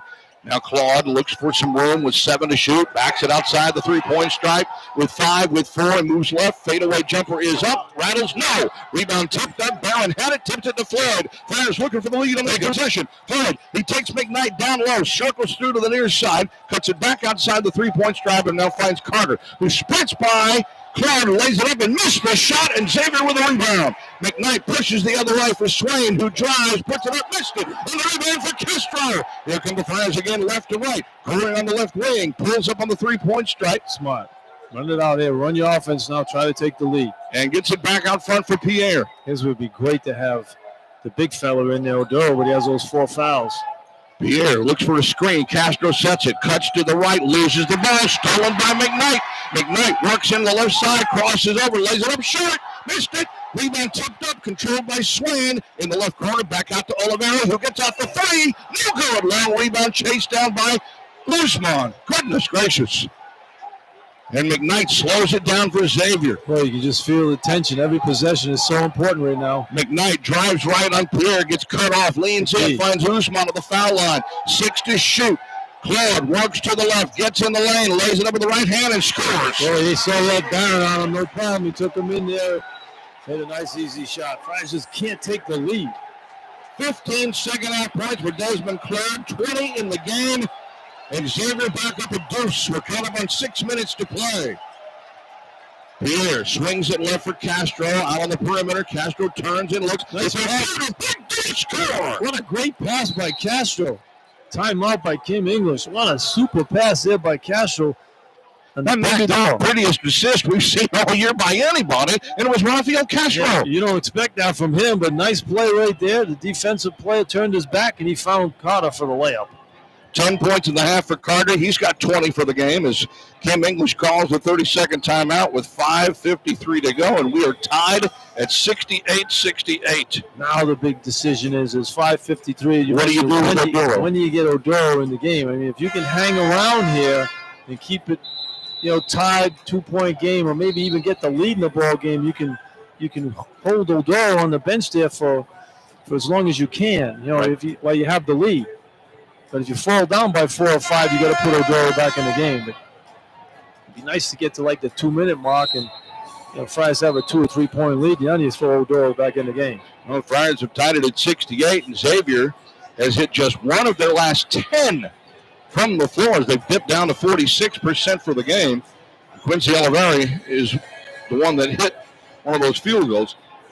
Let's see, the Friars will not yet bring Oduro back in. He's going to stay on the bench. They're going to keep the same 5 out there. It's Floyd, Barron, Castro, Carter, Pierre. Well, Coach Ingles getting good numbers out of Castro so far, so need to get a stop here. Friars have 1 timeout left. Xavier has 2. And here's McKnight driving left, crossover step, short shot, got fouled from the left side. I think Jaden Pierre, yep. And Pierre picks up his 3rd. It'll be 2 shots here for McKnight to give his team the lead again. Well, I tell you, a lot of contact there. It looks like a little pushing and shoving before the shot, but good move by McKnight. He's left-handed, and he's strong when he takes that left-handed move there. So he's got 2 shots coming up here. Friars 3, 5, 6, 7. That's the 10th team foul. 5:45 to go. Xavier has 5 team fouls with 5:45 to go. And the free throw by McKnight is good. He's had a good second half as well. Seems like they're living 7 on that points, line. yep. 7 points in the half, 16 for the game for Davian McKnight, whose season high is 21. Second shot, in and out. Rebound tipped out, taken by Floyd on the baseline. The Friars can take the lead on this possession. They have 12 points from the foul line in the second half. Xavier does. Friars have 4. Pierre into the forecourt around a Castro high screen. Pushes left for Carter. Toward his bench. Holds on to the ball against Desmond Claude. Castro there to set the screen. He rolls to the right. They find Pierre up for 3 for the right wing. Oh, good pass again by Carter. And Pierre knocks that one down. No hesitation. 10 points in the half for Pierre. 14 for the game. Friars lead by 2. 5:10 to play. Namiksha up high for Usman. Handoff for Oliveri. Gets open from 16 off the back iron. No rebound. Castro tipped it, but taken by Namiksha. Now McKnight starts right, goes left on the sideline for Claude. Up high for Usman. A handoff there for Oliveri. Drives to the right, sets up in the right flat jumper. Up, no rebound tip. Castro controls it, and he gets fouled from behind. Good, as that's a 16 foul, so no foul shots. No fouls yet, which is good. Probably good because Castro's only 46%. Well, he's going to come out right now. He's sucking wind, and Odoro's going to check in for him now. Claude picks up his 3rd personal foul. Good minutes by Castro. I'll tell you what, he did a really good job. Great minutes by Rafael Castro. His presence in there with his length, this Xavier team on shots. And Sean Miller's going to call a timeout. So 4:51 to go. Providence leads Xavier 71-69. That's the biggest lead the Friars have had in the ball game, isn't it? 3-0 was their biggest lead. And we'll take the timeout from Learfield. Friar basketball. AM/FM Wakefield Peacedale. This is News Talk 99.7 FM and AM 630. WPRO Providence, a Cumulus station. Back in here? I don't know. Oh, for offense? Yeah. Yeah, maybe you go into him right now, and you do offense-defense substitutions if you can get a dead ball. But you got to tell Odoro's got to be smart enough. He's a 50th senior. Yeah. You know, if anybody's going to the basket, you just get out of the way. Let him give him the deuce. You don't want to get a foul. Be out of the game. It's more important to what's on the floor. Don't reach in with any silly ones. It's nice to win the offense through him. Are we in a break? Yeah, we're in a break. No, this isn't a break, man. I was just playing this movie. What? Yeah. That's crazy. Yeah, it says break bad, it's bad, but the whole thing is apparently this music. Okay. I thought we were on. We were not on. So did I. Oh. That's my best presentation the whole game. We're in a break. Oh my God, man. Take that running back. All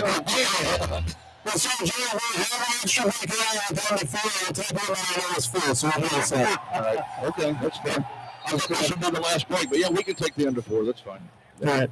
I'll just play it back here.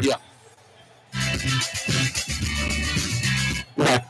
John and Joe back at Cintas Center in Cincinnati, 71-69 for the Friars. They've got possession of the ball and a 2-point lead. They led in the first half at 3-0. They led in the first half before halftime at 31-29. Now they get the ball in a 2-point lead here with 4:45 to go. Big possession right here. You get a 3-pointer, that'd be awesome. Pierre comes in the right corner for Carter, and Josh Oduro is back into the game. He has the ball with 4 fouls on the right wing. He's going to work on Usman into the paint. Jump pass out to Pierre. Launches a deep 3. Good! Jaden Pierre, he just no hesitation on that one. Knocks that baby down. 3 threes in the second half for Pierre as he comes up big, and the Friars have the largest lead of the game with 4:18 to go. But now you got to figure out a way to close it. Usman hands off to Oliveri. Thought about that 3. Backs it out on Floyd. Comes to the left wing for Desmond Claude. Claude on the left side uses a high screen. Cuts back to the left. Looks for dribble penetration. Gets to the foul line. Gets to the right wing. Backdoor pass underneath. Picked up by Pierre on the baseline. Pierre now controls it into the forecourt toward his bench. High screen set by Oduro. Right wing Barron fakes the 3. Gets to the foul line. Jumper up. Good foul. And Barron will go to the line to try to shoot the 2. Good pump fake there by Barron. Got the defender up in the air. Gets himself to the foul line. And there's the official timeout. 3:51 to play. Providence 74. Xavier 69. It is ride or die time in the Queen City. We'll come back with more in a moment from Learfield. This is Providence Fire basketball. Well, we can't predict what the future holds. It has pressure on investment recommendations. So we're dealing with your goals, priorities, and preferences. That's all right. We are here for you every step of the way, and our dedicated to help you prepare for what's ahead and ensuring you stay on track with your financial goals. To learn more, stop by our offices located in Providence and South Kingston. Visit JohnProvidence.com. John and Bill Scott, LLC. Over at LLC, FINRA, and SIPC. All right, so Brett, we see That's right. That's right, That's Jay. right. For the irresistible taste of Zero Sugar, Coke Zero Sugar is a must-try for any sports fan. So make sure you yes, too. I don't want to try it right now. You're still around. Best Coke ever? Take a taste, Joe. Really? No, not right now, Joe. What are you doing with you? As an athlete or fan, you want to keep your mind and body in the game. With over 90 board-certified radiologists with blood-based experience and subspecialty training, we're aiming radiology with the most accurate diagnosis possible. If you need an X-ray, MRI, CAT scan, or another imaging exam, ask for Wendy. As the first and only outpatient diagnostic imaging center of excellence in Rhode Island, Wendy will provide you with the highest quality of care. To find one of only 16 state-of-the-art locations near you, visit RadioLab.com. John and Joe back at Cintas Center in Cincinnati. The Friars on a 6-0 run over the last 90 seconds. Xavier has managed just 1 of their last 12 from the floor. And Providence has the largest lead of the game at 5, 74-69, 3:51 to go, Joe. Well, Barron gets to go to the foul line right here. He's only been there 5 times this year, and he's made 3 of them at 60%. But down the stretch here, the Friars are probably going to have some free throws. They're going to knock them down here to maybe pull this one out. But good job of throwing the extra pass, too. The Friars are up to 18 assists now on their 24 made baskets. Remember, at one point, Xavier had 9 assists on 9 made baskets, where Xavier now has 18 assists on their 26 made baskets. So the Friars throwing the extra pass, and guys are starting to make shots. That's the difference. In the second half, Friars are 15 for 23 at 65%. Wow. 5 for 9 from three-point range and 6 for 7 from the foul line. That's getting it done. Well, that's getting it done so far. There's plenty of time. 3:51 to go. Xavier hasn't been bad in the second half, but they're 9 for 22. They started off 8 for 10. Xavier's hanging in here because of foul shots. They're 12 for 16 from the line. The Friars are 6 for 7 from the line here in the second half. Well, Rich Barron will go to the foul line here. Who's only taken 5 free throws all season. He's made 3 of them. And he misses the first one here. Come on, Rich. He just threw it up there and hoped it went in. Friars now 13 of 17 from the line. Oh, the young freshman's giving some good minutes right here. Knock this one down. He's got 9 points on 3 threes in this game. The second shot is good. Well, you got 3 guys in double figures who didn't even hardly score in the last game. Barron's got 10, Pierre's in double digits, and Corey Floyd's in double digits. And the Friars have a 6-point lead with 3:45 on the clock. McKnight has it in the midfield circle. Bounce pass high to Oliveri, gives it back to McKnight, circles to the left near side against Jaden Pierre, crosses over, hands off to Meeksha, pushes out front for Claude.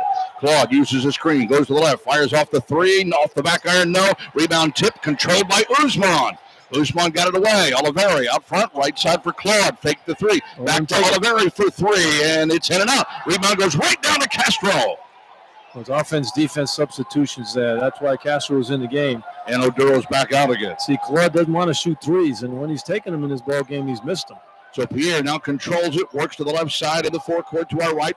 Carter drives past Claude, goes to the rim, lays it up, scores! Holy Carter! Great move by Carter. Took a rib by Claude on that one. Great drive. Claude tries to answer the other way, puts it up off the rim. No good. Rebound tipped over to Meeksha, who gets the follow.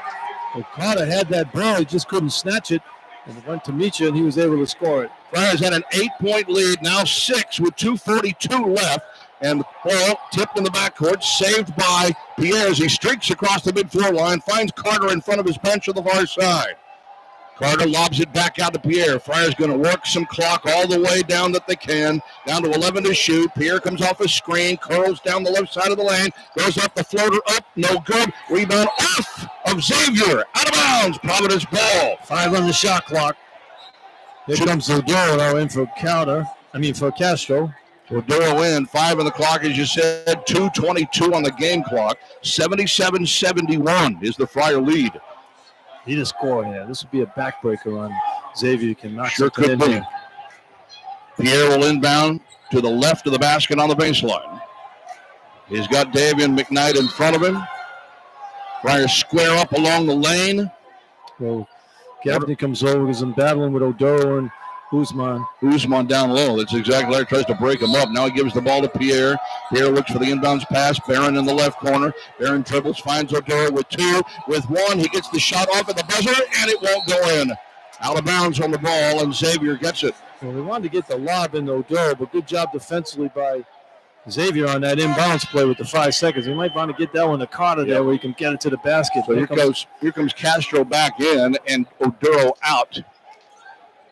See, Barron, the freshman in the corner there, John, if he catches that ball in the corner, he's got to shoot that one right away. Yeah, I agree with you. Swain also back in for Xavier. Here comes McKnight, right to left into the forecourt. Off the top, bounces right for Claude. Claude comes back high post for Usman. Usman turns and looks back door, nothing there. Lobs it to Claude on the perimeter. We got 2 minutes to play. Claude tries to shake off Pierre, drives to the right, back door to Swain. Got the shot behind, but a foul is called. They're going to get it on Barron. Barron again grabbing him on the. That was blocked by Castro. Barron just lets him go there. Castro had the block. Actually, I think they are going to give it to Castro. Yep, he went up and met him at the rim. Oh, we saw the replay there. That looked pretty good at the summit. Yep. I mean, he went straight up with his hands. He didn't bring him down either. So Castro picks up his first foul, but team limit will give Dalen Swain 2 shots at the line for the first time tonight. The freshman scoreless in the ball game, and the first free throw bounces and no good on the season. The freshman 85% from the line, averaging 4.5 points per game in a reserve role.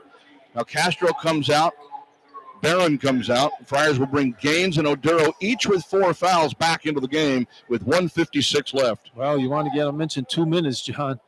Get Oduro, and he should be able to play these 2 minutes aggressively and not worry about picking up that 5th foul. Swain's second shot around the rim and out. Gaines with the rebound. Friars got the ball and still maintain a 6-point lead.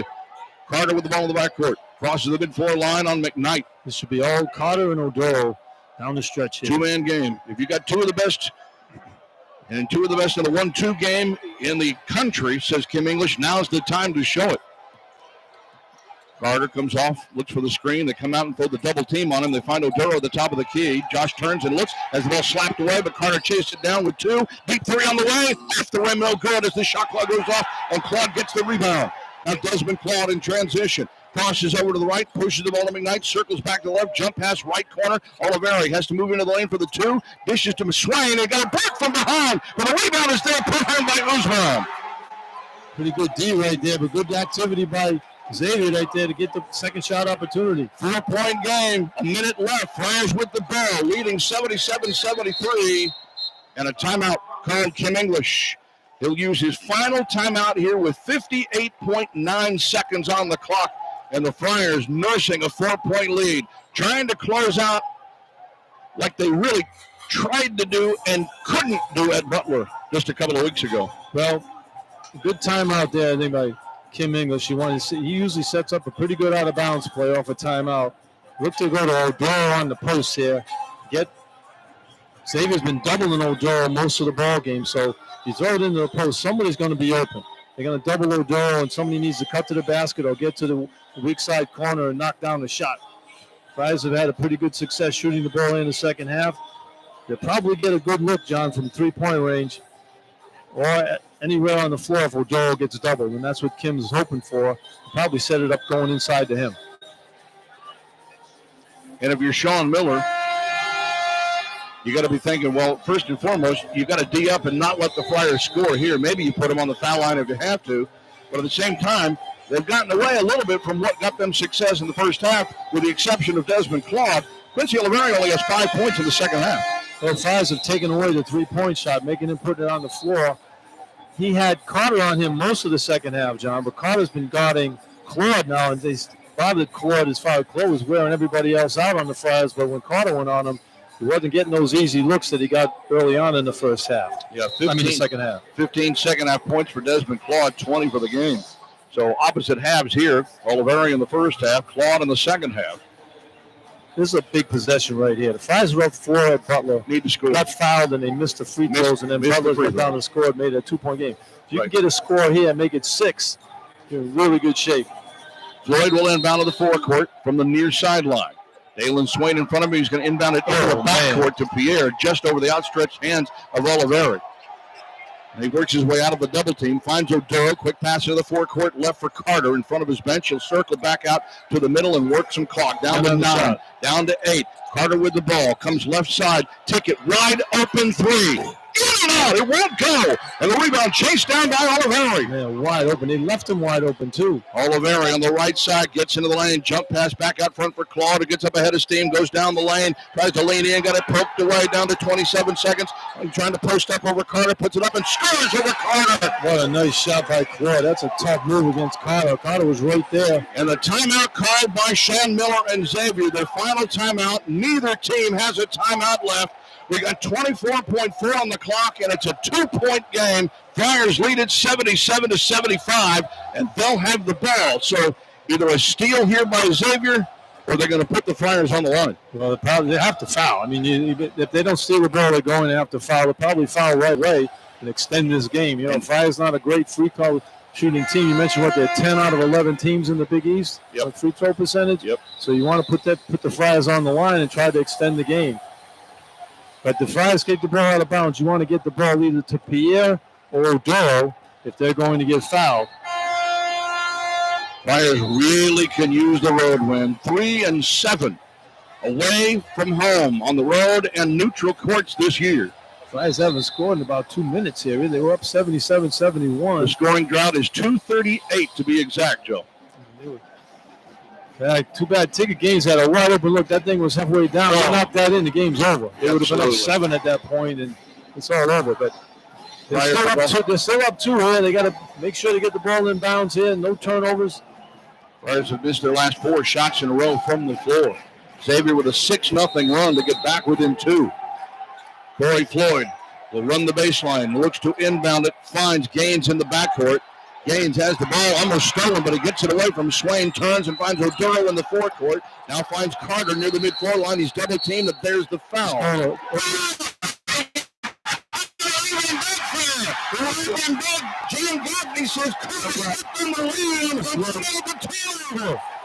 What's his name? Ayers is looking right at it. He's 4 feet away from that. And he calls it over. Gaffney comes running over to the other end.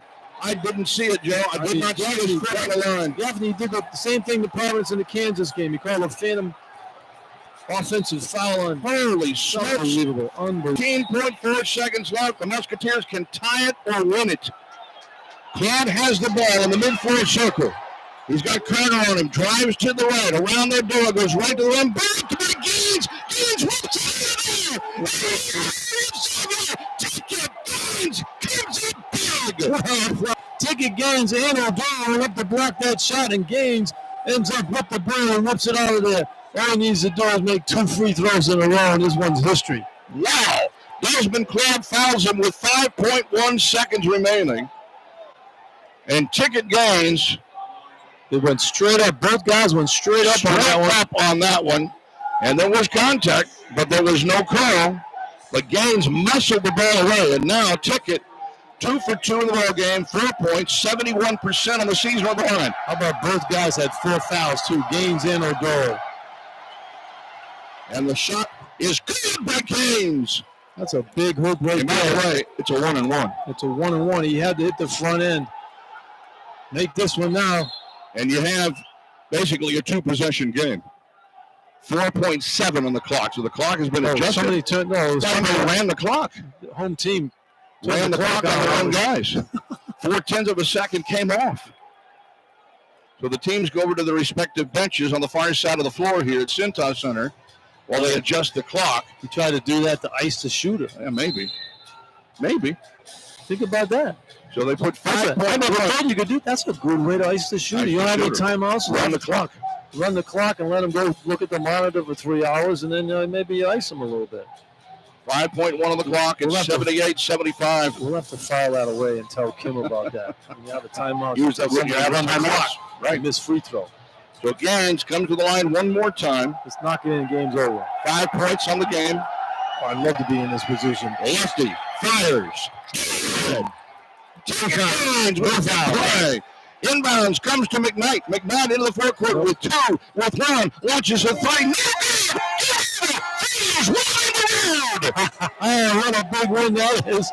Awesome win by this Flyer team. They just have all kinds of spunk. They didn't make anything in the first half, and they were drilling big shots in the second half. Got the lead, and boom, just took care of the game. Awesome win for the Flyers. Cannot overemphasize how big a win this is for Providence College tonight as they come storming from behind against a physical Xavier team and win on the Musketeers' home floor 79-75.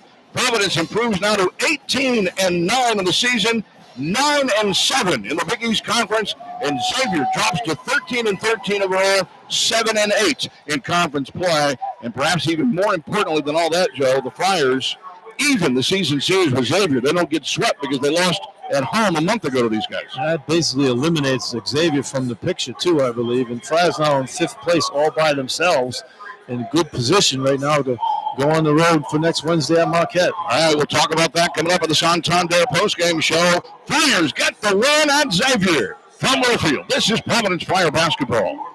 Hey, Firetown, it's Kim English. Thank you for tuning in today. I wanted to take a moment to thank Amica, the official insurance partner of the Providence Friars.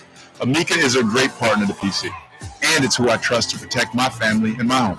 So you haven't checked out the game, Joe. Visit amica.com or call 800-24-AMICA. That's 24-AMICA. Why don't we provide 98% of Amica's customers? Big threes in the clutch. In 1933, our grandfather, Tom Haxton, started out selling beer and wine in a small liquor store in Oldborough, Island. And in 1962, our father, Jeff Haxton, moved Texas to his present location on Route 2 in Warwick to provide our customers with the best selection and the lowest prices. And after 3 family generations, we've made Haxton's Liquors one of the largest liquor stores in New England, which means that we buy the most, so you pay the least. Visit the newly renowned Haxton Superstore on Warwick Road in Warwick, where we buy the most, so you pay the least. Wow, shiny. Why are we so quiet? You left. You look like a racing sailboat. My bank took me to get cleaned. Huh. So your bank took you to the cleaners? No. I saw my reflection on your forehead. Did your bank take you to the cleaners? No. Listen, when you're talking from Santander, you say that once a month, there's no monthly fee. Oh, that's much easier. You can respect your deserves at SantanderBank.com. Qualifying transactions to make the monthly fee account. Fees, rebates, and adjustments issued by Santander Bank. Other fees may apply. See bank for details. Santander Bank and a member of FDIC. Looking for a cost-effective travel option between Providence, Boston, Connecticut, and New York? Leave the car and train behind and ride on Go buses. With convenient stops in downtown Providence, Cambridge, Dayton, Hartford, New Haven, and Midtown Manhattan. Go buses is a choice for you. Each bus features complimentary Wi-Fi, outlets that accept for electronics, and a free bottle of water. The purchase start at just $18 one way. For more information or to purchase a ticket, visit GoBuses.com. Make the right choice and ride with Go Buses. Coach English here to talk injuries. Birthday Rhode Island Express offers immediate injury care for sprains, breaks, tears, and more by orthopedic specialists you won't find at an urgent care or walk-in clinic. Call 401-777-7000. Option 1 for a same or next day appointment, including evenings and Saturdays. And learn more at orthopedicsri.com/express. Birthday Rhode Island Express. Injuries don't wait. Neither should you.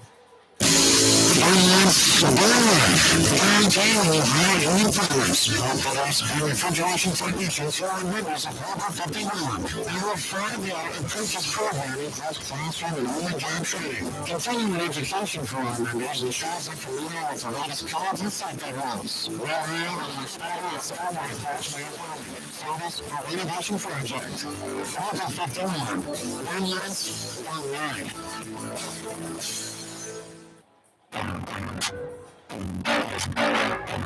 The Providence Flyers Sports Network from Learfield. Flyers basketball has been brought to you by Bank RI. When businesses think big, they think first of Bank RI. Member FDIC, equal housing lender. Coast to Coast Promotional Products, official promotional products company of PC Athletics. Owned by Huxton's Records. Always the best prices since 1943. Now back to courtside.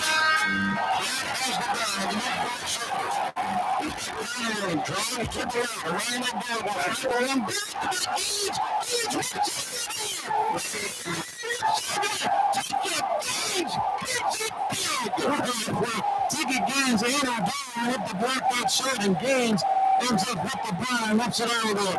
All he needs to do is make 2 free throws in a row, and he's got history. Wow. And that's exactly what Ticket Gaines did. Hit 2 free throws, and Providence gets a badly needed road win to help push them a little bit closer to potential postseason play. They beat Xavier 79-75 here in Cincinnati, in this building for just the 3rd time ever, especially since Xavier joined the Big East Conference. John and Joe back here for the Soundtown Day postgame show. You know, Ticket had an opportunity to bury Xavier at the end with a wide-open 3. It went halfway down and came out.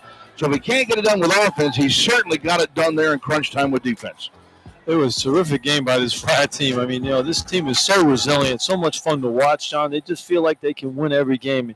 You know, they had to go. They lost Oduro with 14 and a half minutes to go in the second half with 4 fouls. He had to sit. They go small. Gaines is playing. They lost Gaines with 8:23 to go. Yeah, and Gaines, and he comes in the ball game and missed the 3-pointer that would have put him up 7, but gets the big rebound and knocks down 2 free throws to ice the game. I mean, this team just has a lot of heart, you know, and they just come out. And for them to hang tough, they had to play small against Butler, and they did it the whole second half. But I thought Castro gave him some really good minutes in the second half here. His presence out there, his length bothered Xavier when they went to the basket, and the Friars made shots in the second half, John. That's the key to this ball game. You know, they shot 16 for 28 in the second half, and they were 5 for 11 from 3 at 46%, and they were 9 for 11 from the foul line at 81%.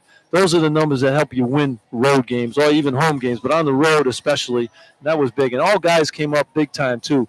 When you think about we're looking for a third guy, we talked about that in the pregame, right, John? Right. Looking for the third guy to step up. Well, they had 3 guys step up in this one. Corey Floyd had 11, Barron had 10, and Jaden Pierre, 17 big points in this ballgame. I wanted him to take more shots. He took 14 shots in this game and hit half of them. The 17 matches his career high, which he had earlier this season against St. John's. Well, this game really was a struggle at the very beginning. If you were with us at the start or you were watching the game on television at the start, you know, the Friars really, could not buy a basket early, but they managed through their defense to just kind of hang around Xavier early. Musketeers had a 9-point lead at 28-19 in the first half before the Friars closed on a 9-0 run to take the lead in the first half, only to watch Xavier pop right back with a 9-2 run to end the half, and they took a 38-33 lead into the locker room at halftime.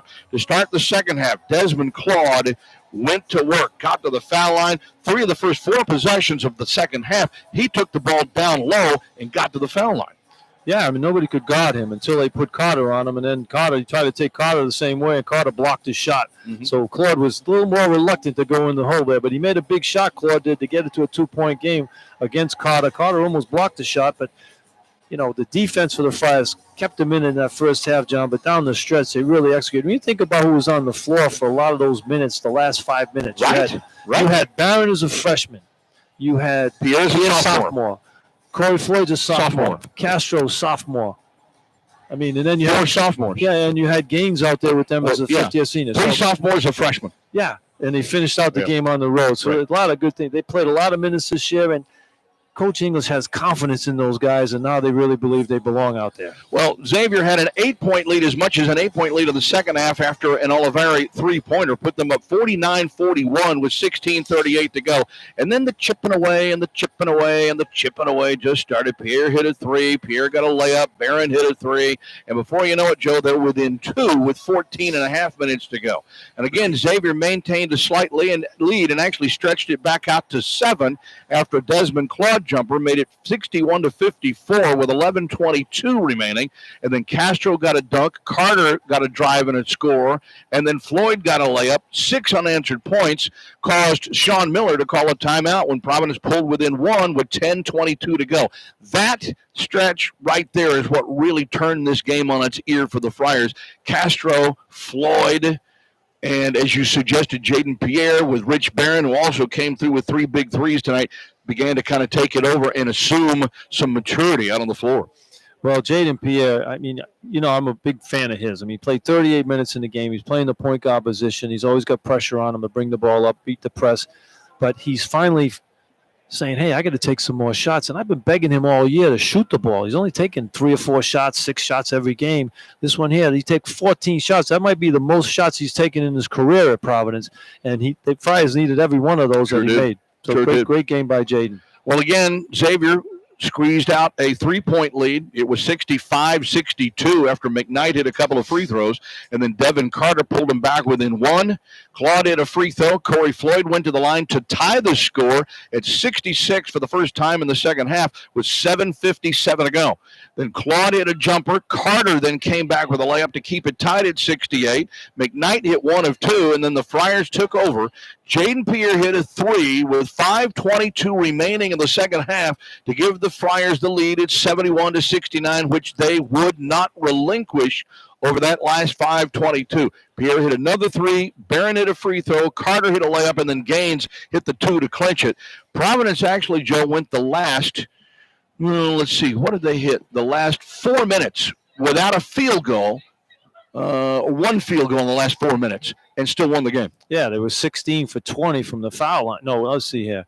Friars, 16 for 20 from the foul line, 80%. They shoot 70% for the year. So great job on the foul line, getting it down, and just 32 from the 3-point range. But when you look at this team defensively, John, you look at their undersized, right? They had 8 block shots in the ball game. I mean, they don't have really a shot blocker out there, and they had 8 block shots. Right. I mean, that's just incredible to play at that kind of defense. Second half from the line, 9 for 11. I mean, that's just good shooting from the foul line. And, they could have won a couple of more games if they made foul shots. Mm-hmm. And this one here, they were able to knock them down. Well, the one especially at Butler without Josh Oduro. And of course, they only hit 13 of 26 in the free throw line from that game. And that cost them. But today they hit the shots they needed to, and it brought them the road win. Well, they were 13 for 26 against UConn on the foul line as that well. Too, yeah. So I mean, you make free throws, it comes down to that in these close games in the Big East. And tonight they made them, and they come out with a W. So it is 79-75. Friars get the W. We'll continue with more here. Our Santander postgame wrap-up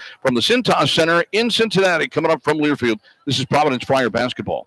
Hey, Fire fans, this is Coach King English from Providence College men's basketball. I want to extend a massive thank you to Finetco, a family of lumber yards and the incredible Finnegan family for being phenomenal partners. Finetco embodies an elite mindset in every project they undertake. It's about seizing the moment, just like on the court. With 3 convenient locations across Rhode Island, Connecticut, and Massachusetts, if you have any lumber program or building needs, call Finetco at 1-800-390-0919 or visit them at finetco.net. Let's unite to build a winning future. Go Friars! In 1943, our grandfather, Tom Hackson, started out selling beer and wine in a small liquor store in Rooke, Providence. And in 1962, our father, Jeff Hackson, moved Hackson's to his present location on Rooke to provide our customers with the best selection and the lowest prices. And after 2 family generations, we're buying great liquor stores in New England. Which means that we buy the most, so you pay the least. Visit the local American Hackson Superstore on downtown Raleigh Road. Well, we buy the most, so you pay the least. Yep. With action. Zero sugar, right there, the best Coke ever? That's right, Joe. With an irresistible taste and zero sugar, Coke Zero Sugar is a must try for any sports fan. So what you would yes, wait, Joe, I don't want to try it right now. We're still around. Best Coke ever? Take a taste, Joe. Well, yeah? There now, Joe. What are you doing with that? If you want SUVs like Q5 and Q7, as well as expensive e-tron electric Corona. Looking for more performance? Come and experience our best Solaris models.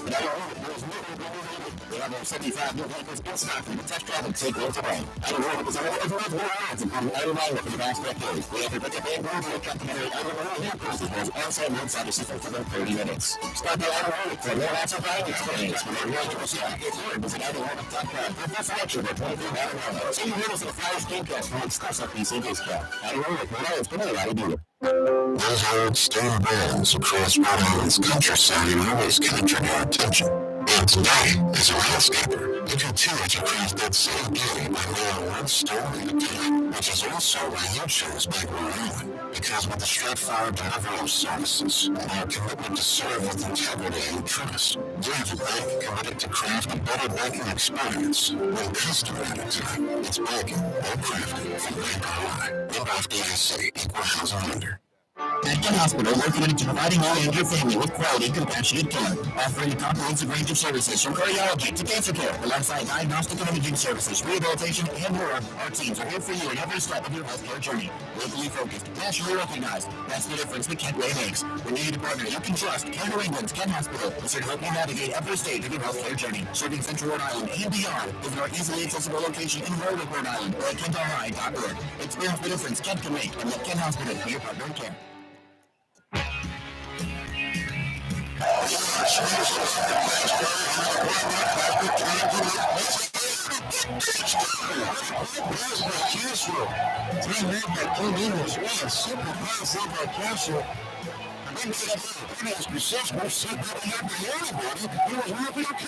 don't expect that from him, but last blow off the defensive play turned his back and it found Carter for the layup.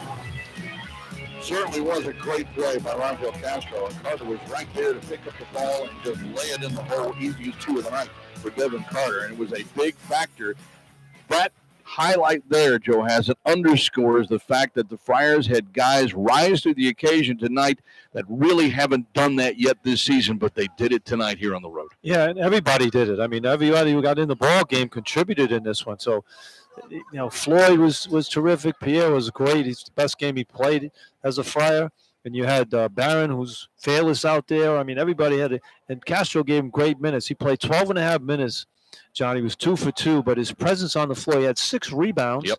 But he bothered a lot of shots in there, and that's the key to that one. They weren't comfortable going to the basket when he was in the game. Very, very true. All right, as we continue with our Santander postgame show, let's take a look at the numbers as we go through the box here tonight for Xavier. Again, as they fall to 13-13, overall 7-8 in the league play, and I would say for all practical purposes, you mentioned it a little bit earlier, but Musketeers are likely going to have to win out in New York to have an opportunity to go play further in the NCAAs. Yeah.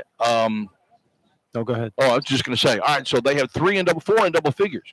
They're led by Desmond Claude with a game-high 22 points. He had 17 of those 22 in the second half. He had 19 in the first half of their win at Providence back on January the 13th. He is just a physical mismatch at 6'6" and 207 inside. And, I know that the Friars threw several people at him. Carter was there. Barron was on him for a while. Gaines had him for a while. He's a talented player. Oh, Claude is very good, but physically he was able to take the younger guys for the Friars to the basket. The first 6 possessions, he had the ball every time, and he got to the foul line 3 of those possessions. But then they put the flu on him, Devin Carter, and he had to work very, very hard. The next time he tried to take Carter, he blocked the shot. But Carter made him work and took him out of the game a little bit in the second half. Quincy Oliveri had 19 points, which is right on his average, but he had 14 of those in the first half. Only had 1 field goal in the second half and ended up just 6 for 16 shooting the ball for the game. Davian McKnight, 16 points, 3 rebounds, 6 assists, and 4 steals for the graduate point guard out of Western Kentucky. Leads the Big East in assist-to-turnover ratio. So Davian McKnight, I also thought, played a pretty good game tonight. Well, he's like a one-man fast break. And when they get, even off a made basket, they get the ball to him, and he rushes it down the floor, and he had some good hoops. I mean, he's a solid player, that lefty. And Abu Usman was the only other player in double figures. He came off of the bench tonight, normally a starter, but the senior transfer from North Texas with a double-double, 13 points and a game-high 13 rebounds for Usman, who picks up his 3rd double-double as a Musketeer. The rest of the scoring, well, Sasha Chani, who started at center, 11 scoreless minutes, no rebounds. Gitas Namishka, 5 points, who started the game, 5 points, 3 rebounds in 20 minutes. No points for Dalen Swan, freshman from Columbus, Ohio, with 3 rebounds in his 19 minutes. And then Trey Green, who torched the Friars for a career-best 23 last month in Providence, 0 tonight. In 5 minutes, only took 1 shot. Yeah, 5 minutes. And 4 guys for Xavier scored 70 points. So, they didn't get a lot of balance, and they needed some other guys to step up, but they weren't there. Yep, so 4 players really did the bulk of the scoring. The only other player to score was Namishka with 5. Yeah. Xavier shot 27 of 63 for the game. That's 42.9%. Most of the time in the first half, they were well over 50, almost approaching 60% shooting, but the Friar defense clamped down when they needed to in the second half. 7 for 19 shooting the 3 ball. That's 36% for Xavier. And only 14 of 23 from the foul line, 61% for a team that averages 74. That really hurt them. It did hurt them. They were living on the foul line in the second half. They took 18 free throws in the second half and made 12 of them. 12, yep. That's only 66%. And they were only 1 for 7 shooting the 3 in the second half, 14%. Rebounding, this is another story to the ballgame.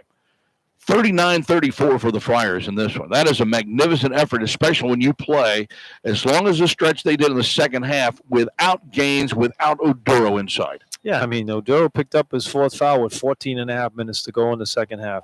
They out-rebound him and get 8 block shots. It's incredible. Yeah. I mean, they really don't have a shot block. I mean, Castro once in a while get up there and bother a shot and block one, but I mean, without the shot block, you have 8 block shots, and Carter had 4 of those. I mean, he's just amazing what he can do out there. Yeah, Xavier, their forward game was pretty solid. 18 assists on their 27 made baskets. They only turned the ball over 8 times in this game as well. For the Friars, well, just unbelievable balance tonight for the most part. 22 points and 11 rebounds for Devin Carter, who gets his 9th double-double of the season, the 10th of his Providence career, and it just continues to roll for Devin, who was the Big East Player of the Week this past week, and I'd say he's got an opportunity to repeat that performance if this was any indication. Well, and consider he started off the game 1 for 8. And that doesn't deter him. He keeps playing, and he became a factor in the second half. Sure was. 22 and 11 with 7 assists, a career high for Devin, and dishing the basketball as well. The dimes were falling tonight as well for Devin Carter. 17 points for Jaden Pierre, 3 rebounds, 5 assists, 3 steals. Jaden matching his career high with the 17 tonight, 7 of 14 shooting, 3 of 6 from 3, and they were all in the second half. Yeah, I mean, that's the Jaden Pierre I think we're going to see more of. I mean, that kid can play. Shoots the three-pointer very well. He handles the point. When he has the ball, you never worry about him turning the ball over. He just has great command out there. He's just a sophomore. He's going to get better and better, and his scoring is going to pick up as well. You had 11 points for Corey Floyd, with 5 rebounds in his 28 minutes, including a big three-pointer. And then he had 10 points for Rich Barron, the freshman from Chicago, hit 3 threes and had 7 of his 10 in the second half, and he was out there on the floor when it mattered. He has no fear either. He has a shot, he's taking it, especially late. I mean, he pumped fake on a 3 and got himself to the foul line, but I thought he was going to give it to Carter. Most freshmen would have thrown it over to Carter, but Barron says, "Nah, I got this," and he went for the jumper. Josh Oduro, who did spend the game on the bench in foul trouble, picked up his 4th foul with 14-16 to go, and then he had to kind of pick and choose his opportunities. He didn't even get off the bench, I think, to get back into the game until there were under 4 minutes left to play, or right around the 4-minute mark. But he had 9 points and 6 rebounds tonight, and then 6 points, 2 rebounds for Devontae Ticket Gaines, who was only 1 for 5 shooting the ball, again wearing that Batman mask out there to protect his broken nose. So he's only 2 for 13 with that mask on. It's time for it to come off. Yeah, take it off and put some tape on it or something. You got to take that thing off. But rub some dirt on it. He was 4 for 4 from the line and hit 2 big ones to seal the game. Sure did. That's the and best part. he made the defensive play of the game when he blocked that shot and ripped it away, and then got fouled on the other end. Yep. I mean, he always has something where he matters on the floor. His stats don't always look great, but he always makes a play that factors into the game. Rafael Castro, 4 points, 6 rebounds in his 12 minutes of play as well. And Garway Dual had 11 scoreless minutes. So the Friars went 27 of 62. That's 44% shooting. That's just about what they average, about 45% of the season. They were 9 for 28 shooting the 3 ball, just 32%. But the Friars, when they hit 9 or more threes, are now have won 44 of their last 54 over the last several years. 44 of the last 54 when they hit 9 or more. Well, to think about the first half, they were 4 for 17 at 23%. 5 for 11 in the second half when they really had to make them to fight back from the deficit they had. So they made them in crunch time. And, of course, crunch time at the foul line, 16 of 20, 80%, including 9 for 11 in the second half, 82%. That's big. That's huge. I mean, the guys were making free throws. Corey Floyd, 4 for 4 from the foul line in this one. Gaines, 4 for 4 from the foul line. Carter, 7 for 9. So 3 guys right there who spend time on the line, only missed 2 of those. 39-34 on the backboard. Friars had 11 turnovers, but had 18 assists as well. And, Joe, you mentioned it earlier, 8 blocked shots by a team that is smaller and arguably less physical than Xavier, in certainly terms of size, but not in terms of scrappiness. I mean, they scrap. They challenge everything. It's such a fun team to watch. They believe they can beat anybody when they get on the floor, and they show it. Friars also move, to most importantly, to 18 wins and 9 in the league. You said 5th place in the Big East at 9-7, and it's just a relief to finally get a key road win when they get one. And now they have a week off before they will take on the Marquette Golden Eagles, and we'll talk about that coming up. Final timeout to take as we wrap up our Santander postgame show in a moment from Learfield. This is Providence Friar basketball. Purpose. It's more than a direction. It's fuel for what comes next. At Centerville Bank, we know that when we put purpose and progress together, anything's possible. Keeping our priorities local, we give our time and talent and invest in the neighbors and local businesses around us. Together, when you partner with us, we can all make progress on purpose. Centerville Bank. Progress on purpose. Visit centervillebank.com. Member FDIC, equal housing lender. Fighting through the storm of life can be our world. And if that weren't enough, the responsibility and constant worrying of your medications can be overwhelming. Don't let your prescription needs get caught up in the storm. White Cross Pharmacy's MedPack is the perfect way to help make your medication management simple. The network arrives at your doorstep each month, making it easy and reliable to stay on your medication schedule. Visit whitecrosspharmacy.com to help calm your storm. Since 1975, the mission at Midland Roofing has been to provide the best customer service and quality workmanship in the Rhode Island roofing industry. We stay on top of the latest trends and styles and can show you a wide variety of options available. We're a GAF certified master elite roofing contractor. We have only a handful in Rhode Island. Trust our fully insured and registered roofing experts when you need free estimates for your roofing needs. Call us at 401-738-8282 or online at midlandroofingri.com, and we'll give you an estimate for your roof installation or removal. The 19th final play, our grandfather, Tom Hackson, started out selling beer and wine in a small liquor store in Rooke, Island. And in 1962, our father Jeff Hackson moved Hackson's to his present location on Route 2 Road to provide our customers with the best selection and the lowest prices. And after 3 family generations, we've made Hackson's Liquors one of the largest liquor stores in New England, which means that we buy the most, so you pay the least. Visit the Learfield Hackson Signature on Learfield Road, where we buy the most, so you pay the least. Elite Physical Therapy is the premier choice for physical therapy in Rhode Island. You deserve a physical therapy place that will go above and beyond to ensure you remain comfortable while achieving the results you want. Elite Physical Therapy is staffed by a team of highly trained and talented physical therapists, all of whom take the time to listen to your concerns and answer your questions. That way, they can create a personalized treatment plan that puts your comfort first. Elite Physical Therapy, award-winning hands-on care for healthy results. It's your choice where to go. Dave's Marketplace is a proud sponsor of Providence College Athletics. Dave's is a locally owned and operated company with 2 locations serving Rhode Island families. Dave's has won many awards for its prepared foods and pizza departments, so when they don't have time to cook, they can satisfy their family's needs.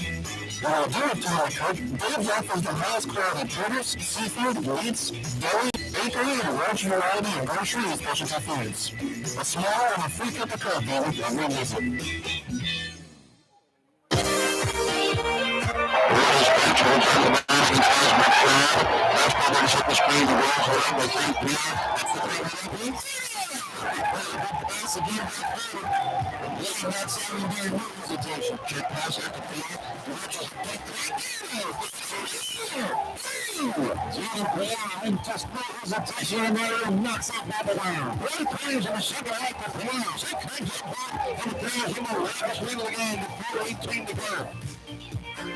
Yeah, 3 huge threes for Jaden Pierre. He had 13 of his 17 career high-tying points tonight in the second half. And Jaden Pierre is our Audi Warwick outstanding performance of the game. Yeah, he deserves it. I mean, Carter and Odoro are great players. Carter, every game, you could give him player of the game every game because of his presence on the floor. Right. But Pierre was just terrific in this one and hit big shots. Not garbage time shots or shots in the first half. He made big shots when the Friars needed those shots to go down. Yeah, as we wrap up our Santander postgame show, Friars get a big W. Big dub, big road win. Road dub, 79-75, the final score. Check a couple of other scores tonight. In the Big East, there were 2 other games. Marquette had no trouble at home, knocking off DePaul 95-56 for the 7th-ranked Marquette Golden Eagles. Actually, they still got time left in that game, Joe. Just under 7 minutes, and they got 95 points on the board. Yikes. Well, DePaul's paying for Marquette getting blasted by UConn. Yeah. And what's going to happen a little bit this weekend? This weekend's going to be big to separate who's going to make the NCAA tournament or possibly make the NCAA tournament, who's not going. You got Villanova playing at Connecticut this weekend. Connecticut's going to take it out. Creighton blasted them, and I think they're going to take it out on Villanova. They'll go to 8-8, but they'll still be in the hunt. Xavier's going to play. St. John's has got Creighton at home. So that's a big game for them. And Seton Hall is playing at Butler. If Seton Hall beats Butler, that basically eliminates Butler. So you could have Butler and a Xavier. Xavier was knocked out in this one by the Friars. So, and then the Friars have Villanova after they play Marquette on the road. So, I mean, it's shaping up pretty good for the Friars right now. They got to keep winning, but I think they can win their way into the NCAA tournament now, where they're slotted in the standings. Now, St. John's won tonight 90-85 on the road at Georgetown. Hoyas made a game of it, outscoring St. John's in the second half and almost pulled it off in the other Big East game. And one other game to tell you about, Richmond beat Rhode Island at UR, I believe it was 88-75 for the Spiders in that one. So the Friars, 18-9, 9-7 in league play, and as you said, Joe, that puts Providence now right smack dab 5th in the league. They are behind Connecticut at 14-2. Marquette is now 11-4. Creighton is 11-5. Seton Hall is 10-5, and so the Friars are 9-7. They are a half game up on Villanova, and they actually have what does that make them now? A game and a half lead over Xavier and 2 games over Butler for that 5th spot. So right now it's looking good for the Friars potentially to not play on Wednesday night. Well, yeah, to get to that 5th spot. Still a lot of games left. They got to play at Marquette and have UConn at home and Villanova at home. And you got to play at Georgetown. That'll be a tough game as well.